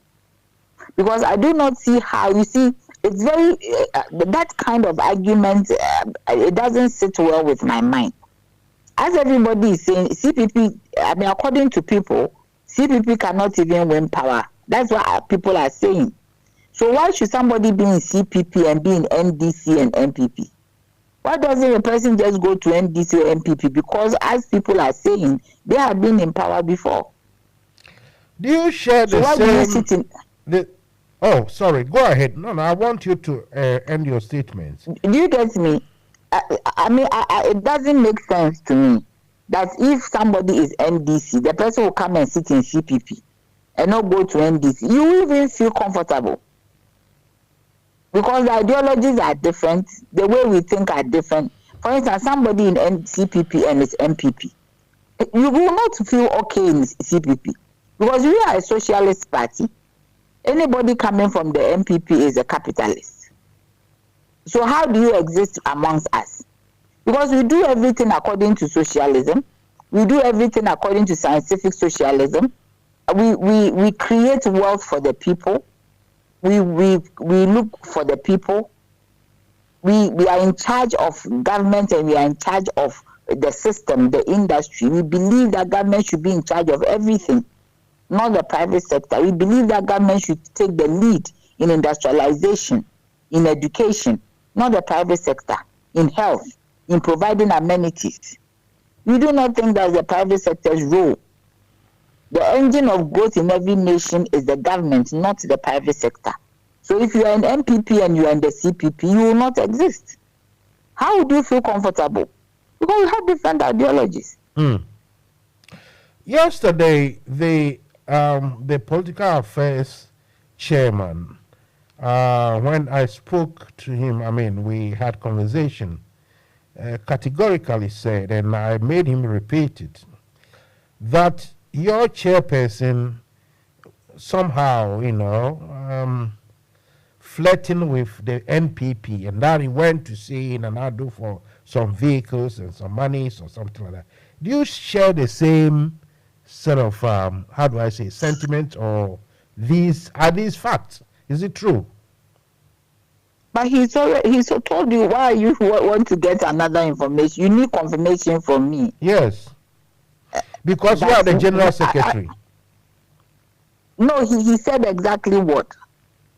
That we brought on about this people joining, being in NDC, NPP. I had a gentleman here in London who says he wants, he is a CPP man, our age group, and that he has realized the CPP themselves, they are disintegrated. Most of them are joining NDC and NPP, and then the political affairs chairman come out to say, yeah, it is true. Even our chairman, that was his words, if I'm not misquoting him, our chairman had to travel to go and collect two vehicles from this and that, and I asked him to repair it. He did.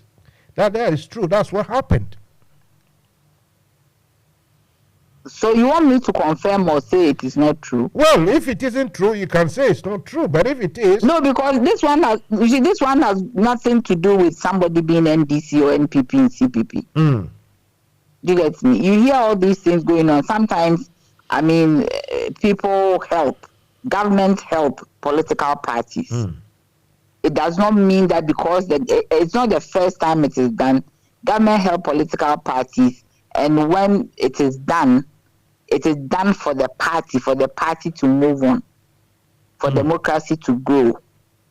But that doesn't mean that. Don't get me wrong. Don't get me wrong, Mansa Musa. I ask my questions. This is not to draw anyone into any disrepute or anything. No, I'm just saying that. I'm not saying that what he's saying is right or wrong. But I'm explaining further that does not make somebody MPP or NDC. Do you know who is calling me right now?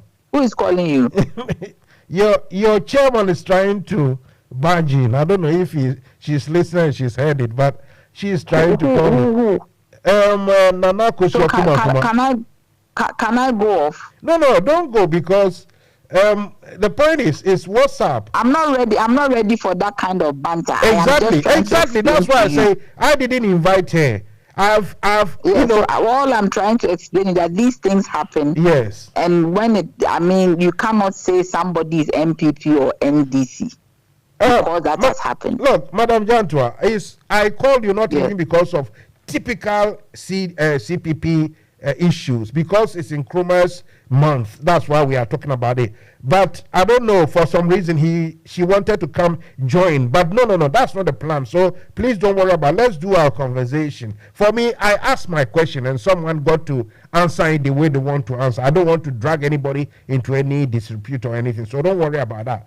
But going forward, people still say that the CPP in Ghana especially, you've had some people who in some way have rather made the CPP not, how do I say it, not convincing enough. The CPP is not attractive enough, that's the word. People like Kabila, people like, what we call Papa Kwesindum, you see, how do we go from such characters to a solid Nkrumah's CPP? What do you think? I don't understand your question. You said people like Kabila, people like Indum. What happened to them? Well, Kabila moved on. The other one, I've forgotten his name. Then Papa Kwesi Indum also moved on to form his own party. But as an Nkrumahist, you don't move on from CPP. You stay to do the right thing, to make sure it works. Exactly that is it. But you see, movement of people from political parties, not only the CPP, that has seen movements.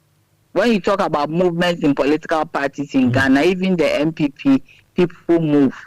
You get me? NDC, people move. So, I mean, truly, if somebody, you cannot tie somebody down to be in a political party. If the person feels that contextually at a certain time, they are this thing unhappy or they are unable to stay on, you cannot tie them. You convince them not to go. You encourage them to stay on. But if they feel strongly, I mean, the will of human beings are given to them even by God. So you cannot really tie somebody down to stay. We wish that all these things haven't happened, but now there are efforts for us to unite. That whoever is gone will come. I like the word. I like the word of just unite. In that respect, how are you going about getting all those parties, those with like-minded parties, the Nkrumahist parties? I don't know whether PPP, PNC, whatever parties they are. Yeah, PPP, PNC. Yes. We are all now in talks to unite and come back. Exactly what I want to ask you. How far have you gone in that respect? Oh, we are still in the talks. The point is that we are a party. Every party has the structures. Every party has what we have to do, to respect our structures. So as we go along and, we are talking to each other, we need to also have in mind of our structures that, we exist within. But preliminary, we have been having a lot of talks to how to move forward for us to be able to unite as one Nkrumahist front, for us to capture power in 2024. So, truly, the effort has begun, and we believe that is going to yield very veritable results. That will allow us to capture power and come as one strong Nkrumahist front. That is very important, Nkrumahist. You see, because to some of us, Nkrumah's template, his ideology, his ideals mattered those days, and they are still very much valid. In that, even though Nkrumah himself did borrow money, this bond market these days, this what I term as casino economy, for scavenger economy that we are practicing. Everyone is talking about bond market.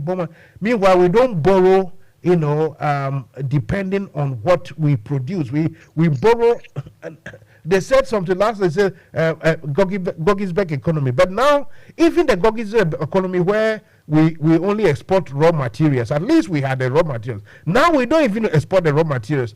Everything has been collateralized. It has been mortgaged. So from the ground, it hasn't been dug out, but we are selling it long ago and going for bond markets and using it for consumption. So for me personally, and some others, the Nkrumah template is what is needed now.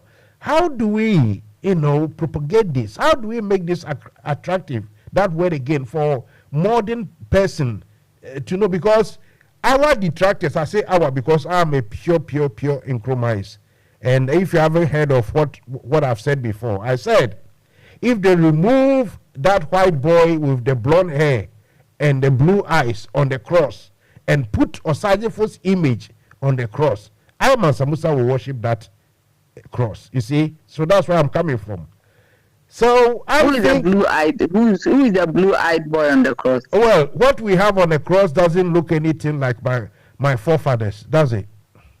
Fine, but that one is, whatever it is, there is a Jesus in heaven who died for us. Ayo, so say, if they put Osagyefo's image on that cross, I will worship that cross. Okay, that's fine. That is you. Because Osagyefo was very godly. Madam, Osagyefo was very godly. Somebody in the 50s and 60s. One second, I'll let you speak. Somebody in the 50s and 60s, that even that time there were no checks and balances. He could have stolen lots of money and run away and build houses for his family and himself. Nkrumah was a nationalist. Nkrumah believed in Africa. This is the man. He believed in Ghana. Exactly. So Ken Ofori Atta too says he's godly and he's messed us up. So please, the word godly is another thing. so let's concentrate on the matter. We will come there. Don't worry. I know where you are coming from. Kwame Nkrumah was a nationalist. Kwame Nkrumah was a truist. He was he believed in Ghana. He believed in Africa. He knew that Africa can do it. He knew that Ghana can do it. He knew that, with a little effort, Africa can be like abroad. And he believed it and he worked towards it. You see, if you look at the model of the EU, where we will trade amongst ourselves. Exactly. That is exactly what Kwame Nkrumah had as a model for the EU. Unfortunately, his own people betrayed him. Was a visionary. Yes. He knew where he was going. He had a plan. If you look at our plans that we had, the 1954, the economic development plan, and the one that we had the 1961, just before the coup. It is so clear that Nkrumah knew what he was. The 65 one, he knew what he was about. Sure. He had a plan for this nation. And I said that whatever, even if Nkrumah borrowed money, he did projects that paid for themselves. Of course. Even the road that he did, the Temamoto way, paid for itself through tolls. The ports that he built paid for itself through taxes, through the taxes and the customs duties that people paid. The hospital that he built paid for itself by the fees that people paid to the hospitals. Whatever Nkrumah, the factory that he built employed people. It employed people. People paid their taxes out of it. There were backwards and forward linkages. People supplied materials to these factories. And also people even sold food to workers. And that was still a form of employment creation. So my question is that template is still very much valid. How do we make it attractive to today's man? Pardon? How do we make that message, that narrative, that template, that template will only be that template will only be relevant. That template will only be used if Ghanaians vote for the CPP. We hold the keys. We are going around in circles. The point is, what I'm saying is, we need to convince people with what we got that we have a template. Please go ahead. No, everybody has that template. That template is a common template. It's a known template. It is the implementation of the template that is problematic. Because the people who carry that template, if you look at all governments as a Kwame Nkrumah, they use that same template. But because they do not believe in the template and they are not the originators of the template, they cannot implement it. What is free SHS? It is Kwame Nkrumah's policy, isn't it? What they call one district, one factory is Kwame Nkrumah's industrialization program. When you look at Kwame Nkrumah's factories, he built the factories at the source of every commodity, the resource, the material resource. Can you imagine that today is the first time that someone actually attacked me on one platform, and after going on a bit, I realized that these are the people who are maybe deranged, their minds are not working. This fellow was able to tell me that we Nkrumahs are liars, and that Nkrumah didn't build any factory.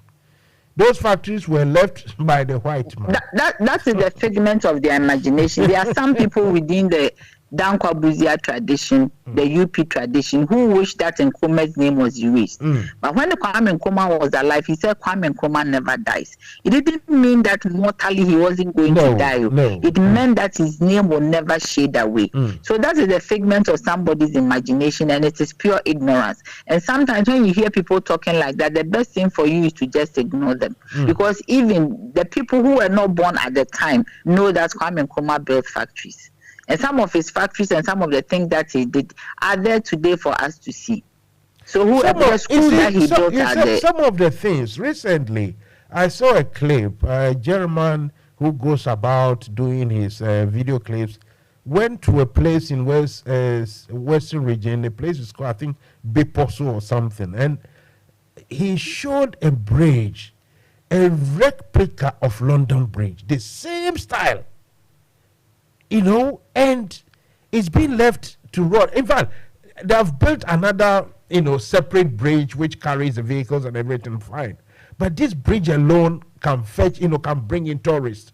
Because you see a replica of London Bridge Nkrumah built at that place, they copied the style from London and everything. Everything that Nkrumah did, if we had looked after them carefully, properly, we shouldn't be in this mess. And I'm talking about the reason why I called you today to come and talk is because I saw your clip and how downtrodden you were about the way Akufo-Addo is treating pensioners and the rest. We shouldn't be in this situation by now, should we? I mean, why should we be in this situation? As I said, the mismanagement of this nation has led to the vulnerable of this nation being penalized. Why should that be the case? Akufo-Addo and his people, they are rich, they are okay, and they want to impoverish everybody. They want to shade away the middle class. Today, somebody was telling me that even if you do an investment in the bank and you want to go for your money, you are given a certain percentage less of what you have. And they'll tell you that is the market value because your money has depreciated. Where do you say this? Where do you do this and get away with it? I believe that it's time for all of us to get up in this nation and stand with the pensioners. Because I put my money in bonds as a pensioner. When I finish my duty as a pensioner, I decide that let me save my money in an instrument that is very safe. And that instrument is government bonds. I mean, hitherto the government bonds were the safest bonds that you could get, were the safest form of instrument as in a financial instrument for investment. And people put their money in there. They put their money in there so that they can get coupons at the end of the day to look after themselves as pensioners. And today you are saying that they will not get that interest that they get to look after themselves. And everybody knows what it is to be a pensioner and all these old age diseases. These diseases that's, very debilitating. If you don't take your medicine, you are in trouble. We have diabetes, we have all manner of diseases. We don't even want to talk about it. Besides, even if a pensioner has no disease, he deserves to enjoy himself after working all that long. Of course. If the person decides that, okay, I've had my small 4-bedroom, 5-bedroom house, I have a place to sleep, right? Whatever money is left is just for me to enjoy because I've worked all my life. It is their right. It is to spend their money. Is it before you came in? You didn't hear me, but what I was suggesting, or I was actually asking, why are the youth quiet? And if in any country, it is the youth that will demonstrate for these pensioners, not the other way around. So why are the youth quiet? Is it hunger? Why is the country quiet? Well, the whole country is quiet. The country should rise and stand with the pensioners and say no. Their money should not be touched. Even those who are going on pension, if you are 57, 58, 59, their money should not be touched. So why is everybody quiet? Why do you think everyone is quiet? And I'm even surprised that it is awareness. And it is the fact that this government has impoverished everybody. People are thinking about their cost of living. People are thinking about their survival. So some of these things really doesn't catch their attention. Do you get me? And we need to do something for the vulnerable in society. There are 3 categories of the vulnerable in society. We have the children, we have the pensioners, the old people, and we have the disabled. So granted that the disabled person has gotten some money from some business that he or she is doing and has put it in bonds. And now you are going to shave it off, you are going to give the money a haircut. And you are telling the person that you will not get the interest that is required you this year. The next year I'm giving you 5%, the following year I'm giving you 15%. The following time, not even the following, 5 years from now, 10 years, before it was 15 and they brought it to 10. How many people would be alive? Now the government is determining for us who will be alive at a certain time. There are those who are 57, those who are 50. How do you determine when I'm going to live and when I'm going to die? They've turned themselves into God. It's only God who can determine who will live and who will die at a particular time. Some will ask, your performance on that video, I wouldn't call it performance, but your actions, was it truly natural or you were acting? Am I an actress? Mansa Musa is asking his I'm not questions. an actress. Who is asking? Mansa Musa is asking his questions. It's up to you to why answer. should I act? I'm not somebody who acts. I even seldom cry. If you know me very well, you have to really move me to cry. But you were moved in that clip. You were really clearly Yes, moved. I was really moved because the day before, you see, people don't know the history behind why I cried. The day before, I went to do my rounds, do whatever I had to do. Then I came to church to do my prayer meeting. Then I came home. And when I got home, it was around 10 o'clock. So I had missed the 7 o'clock news, which is my ritual if I am around. So I put the TV on TV3. And my friend Francisca Ashito Dunton was being interviewed, ambassador to Turkey, about Christian Achu. Yes. So the next thing that came was Honorable Andiapia Kubi, who is like my brother, talking about Ken Ofori Atta, the fact that the president should let him go. And I've known Andy since my childhood. And when I saw Andy, he was very down. I mean, Andy's demeanor, Andy is a fighter, but his demeanor was down. Then the next news I saw was the pensioners picketing at the Ministry of Finance. So I just watched them. This is a disgrace, that night isn't I it? cried. It's a disgrace. I mean, since when did Yes, you... so I haven't seen any that night people I with walking sticks demonstrating over their Yes, money. people with walking sticks, people sitting in wheelchairs, standing on the sun. And what even touched me, that made me cry, was they were singing the national anthem, Kwame Nkrumah's national anthem. God bless our homeland, Ghana. Without any hope. When Kwame Nkrumah sang that national anthem, he had hope. Big hopes. Because we were free. I was 6 when he was. My dad was one of his bodyguards. I was 6 when at Bema camp when he was overthrown. Your brother was, said, was 7. How old were you? I don't think I was born. Oh, I see. Okay, fair enough. Okay. Yes, but my father was his minister. Yes. And my father was one of the people who stood with him to get independence for Ghana. Yes. My father and my uncle. No, that's for that history we all know. So it's good job.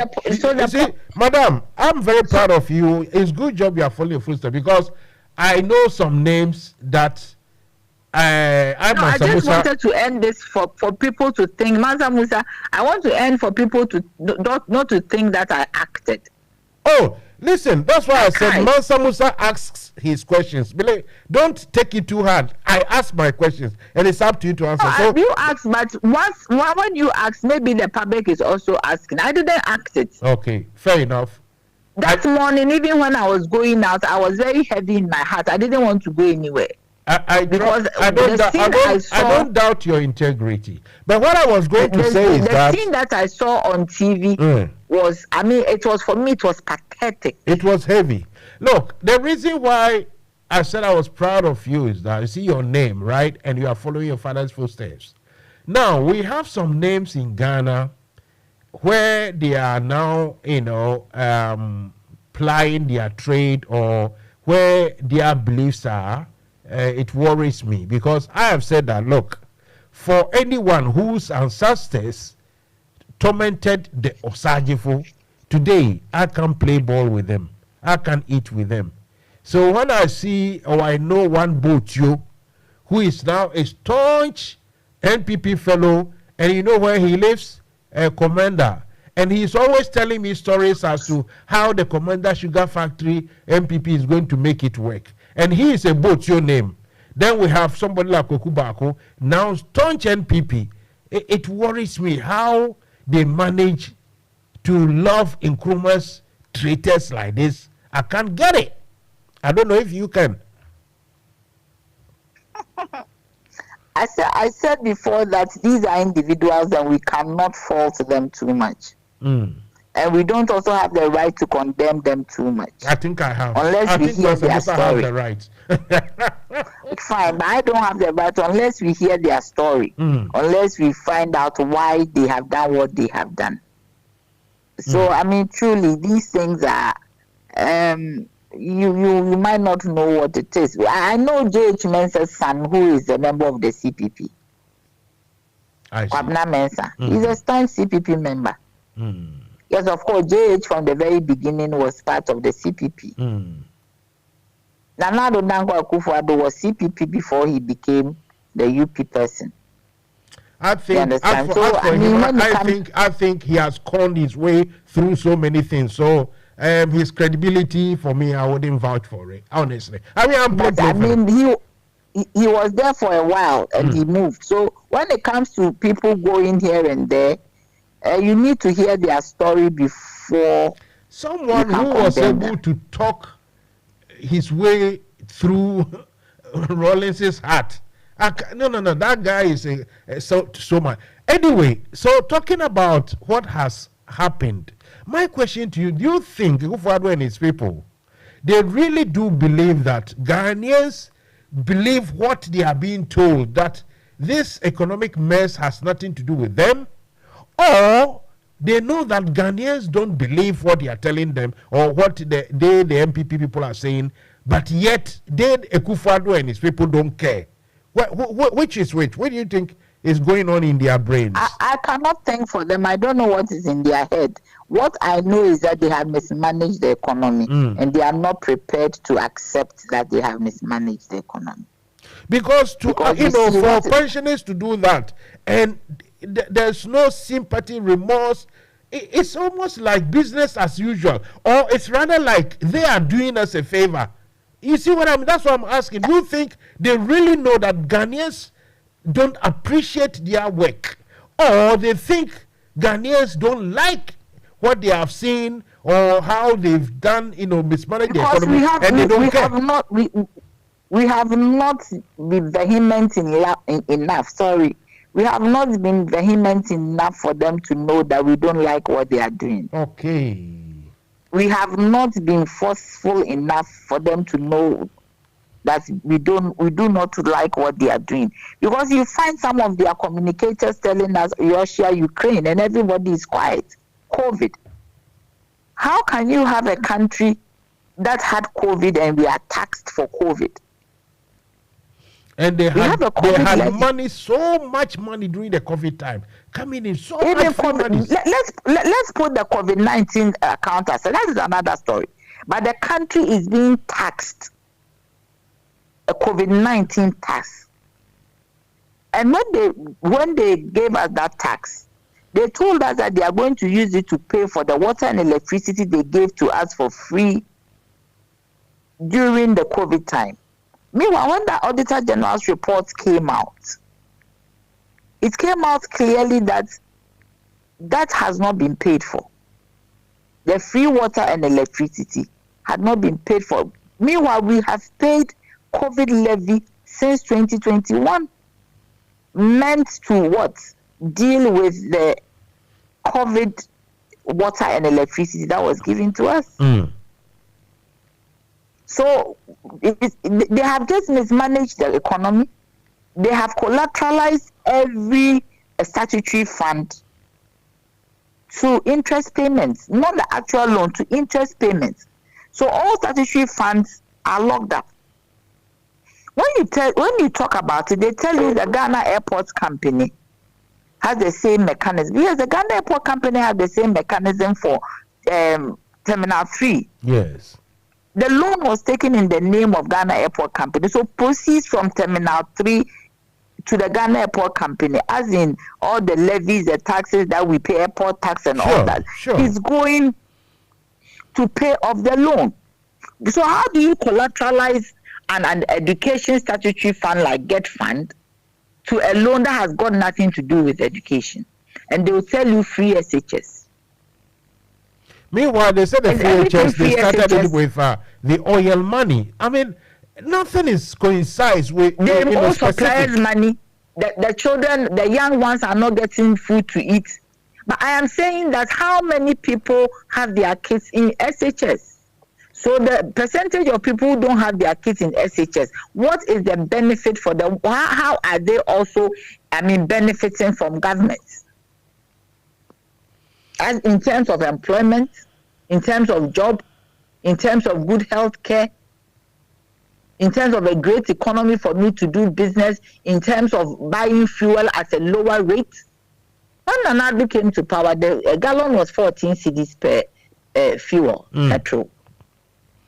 How now much? it is 64. 64, goodness me. 64 Ghana cedis. In a matter of 7 years.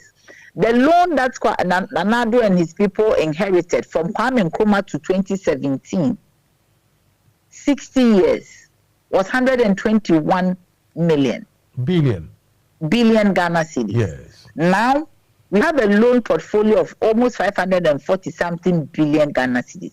When you take out let's take out the forex component and take out the 121. Within a matter of 7 years, we have 312 billion Ghana cedis as in loans. Meanwhile, nothing can be shown for. No investment. All we have used this money for is consumption.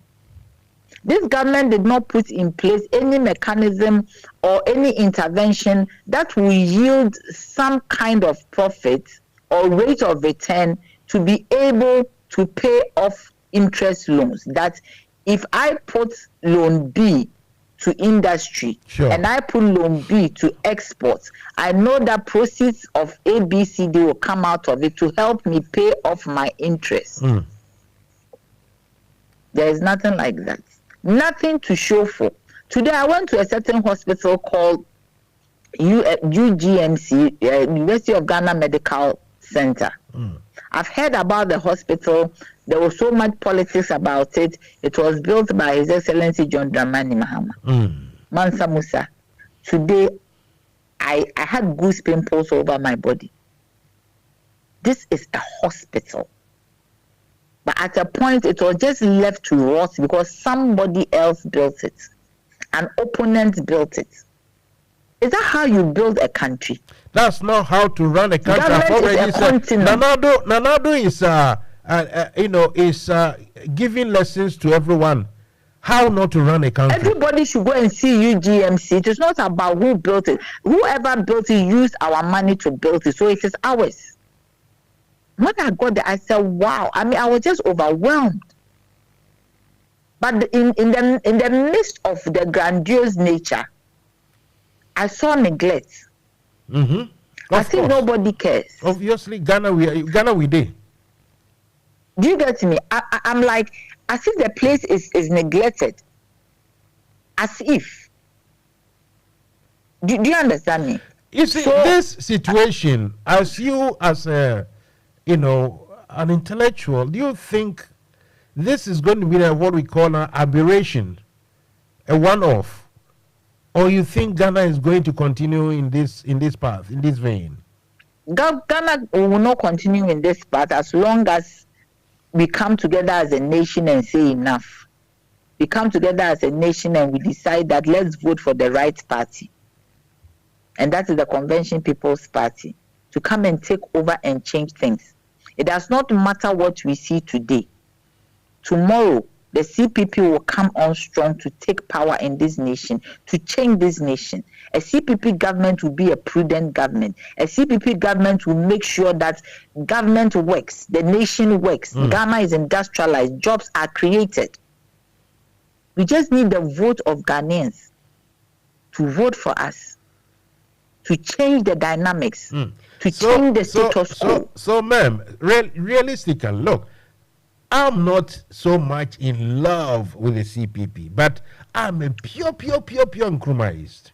If it comes to, now we all have the sense of, let's get rid of this rot.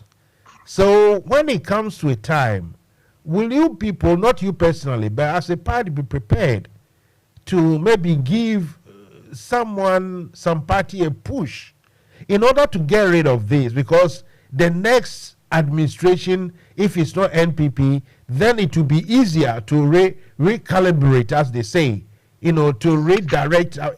Will you be prepared to join hands just to get rid of this rot? Are we prepared to do what?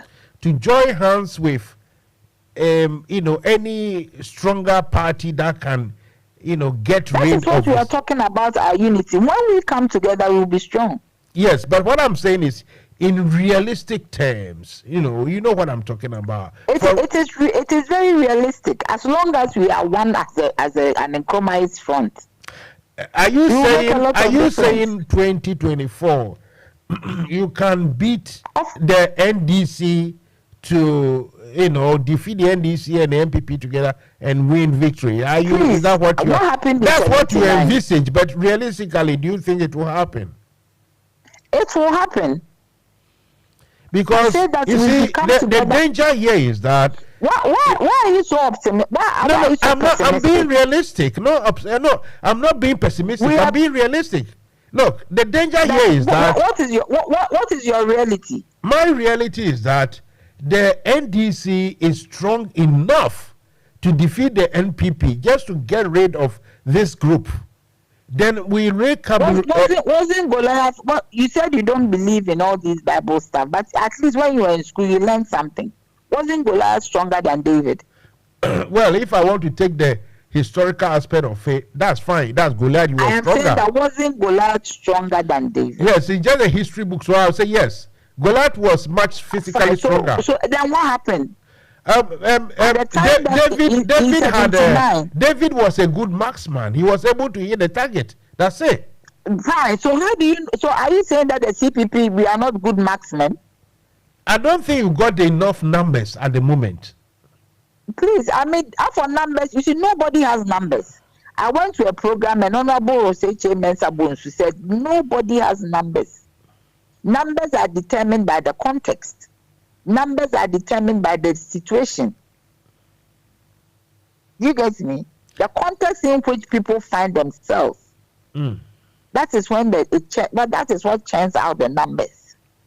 Are you not worried that in your how do we call it, attempt to win outright, you may rather disturb a chance for NDC and still keep the NPP in power?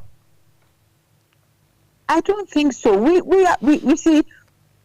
So you are saying that we will take votes from NDC, not from MPP. We will take more votes from the MPP.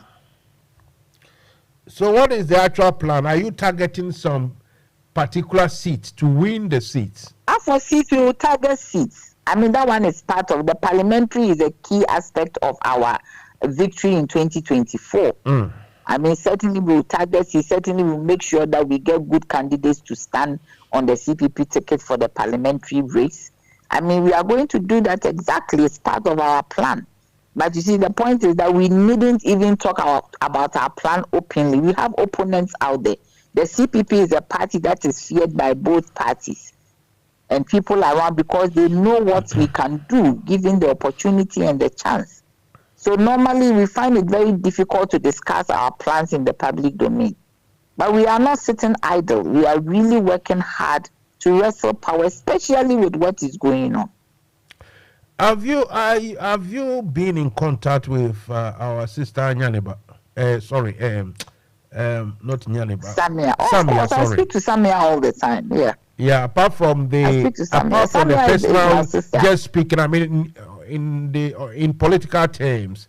Formal terms. Why not? We reach out to her every time. Is she ready to come back? Is she ready to come back? Because I know it is a matter of time. These one are not things you discuss on radio. You discuss publicly. You see, I always said that Mansa Musa will ask his questions, so it's up to you to decide. Say Mansa Musa. I'm telling you that for Samia, she's our sister. She's forever.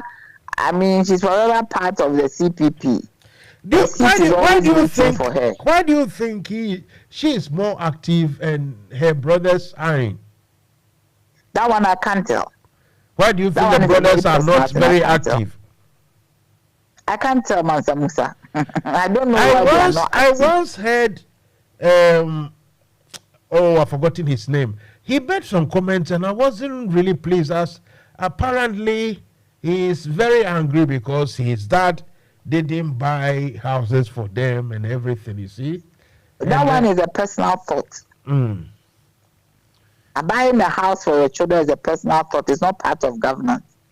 Okay, so he has every right to berate his late dad. That right? one is between a personal thing between him and his father. Okay.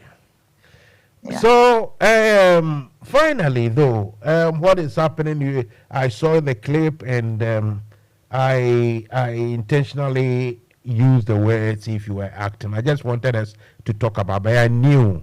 I don't doubt your integrity. I knew you felt what you felt, and you had to just let it out, which was really good. Yeah. So now, going forward, you can't tell me all the plans, but the ones that you can talk about is the fact that you are trying to draw in all the like-minded parties, and so that you can form a stronger base.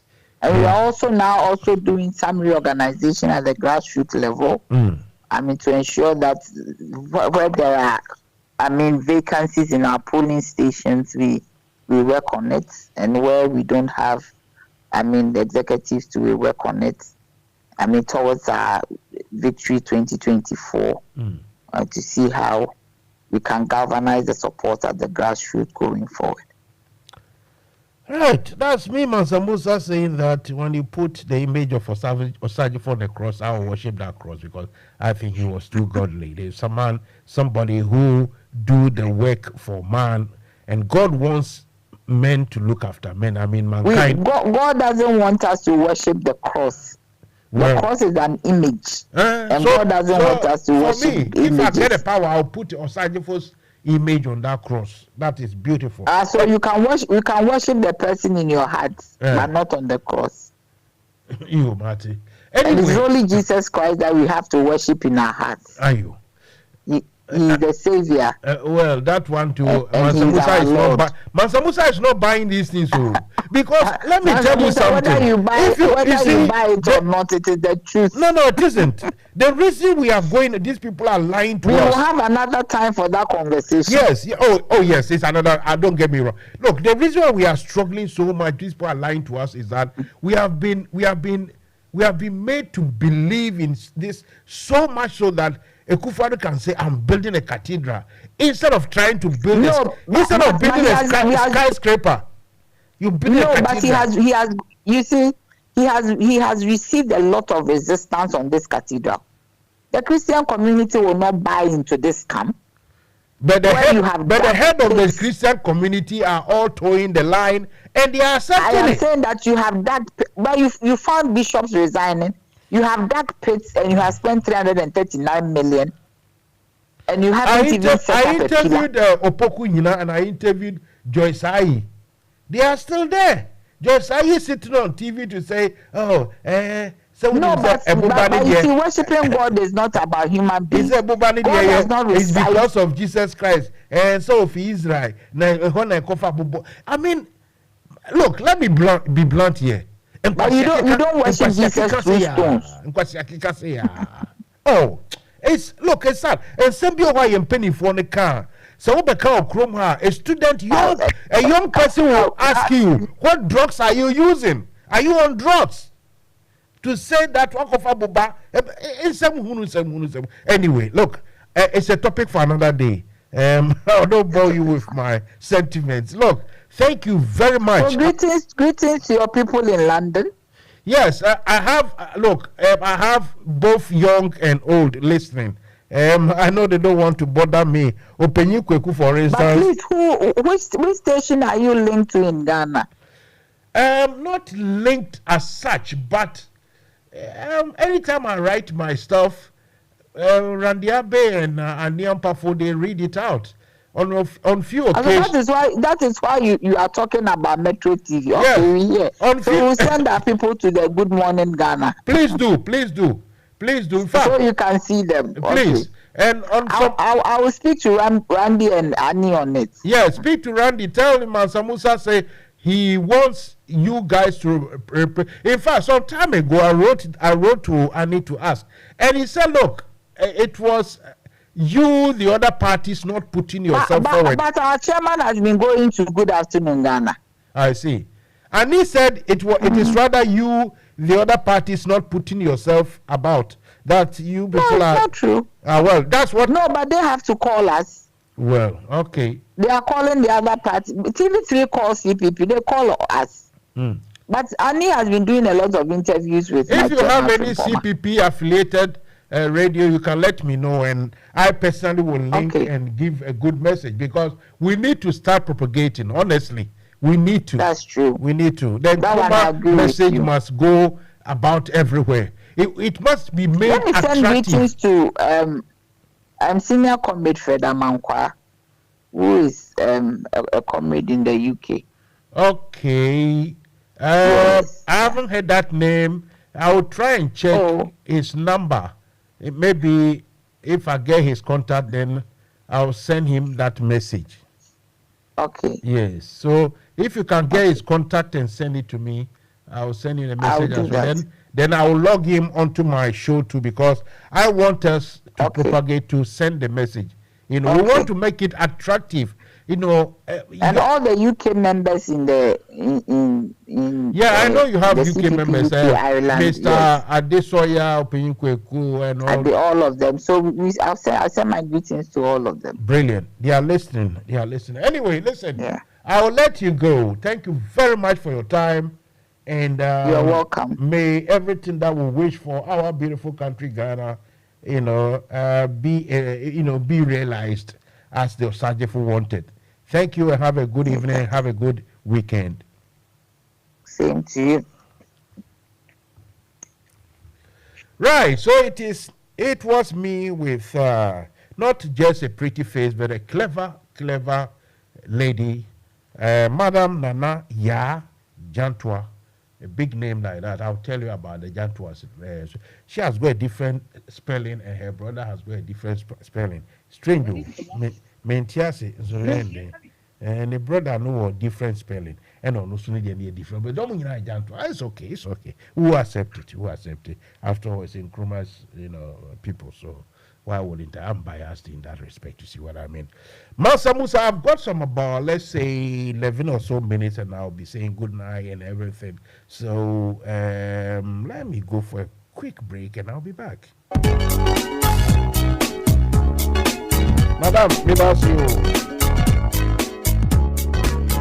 Thank you, for Sadia, Yenam Top Connect so Emanisika de Bagana if we yasia fanenina yenchia capre. Ane, aye free. Top Connect a Messica money I am recra. You hear so download it with Top Connect app no our Play Store. Diama Android phone. And as we use iPhone so or Apple Store now download the Top Connect. Aye simple cra. Top Connect wa manda bread you numsu Europe, North America and Asia. Woman will dofu sika for Top Connect so ayentem na emre na mawa hoto swonso sesede sika manu di foforo kra any Top Connect so we yan chechemu bia for Top Connect our +442 081 6155 and a +442 081 761 600 +447 882 950 088 and nasa hwehwe Top Connect our befontin tefidie nyina so Top Connect Festika mane wa dofo asumjemu a unchia kapre Top Connect yensu ye die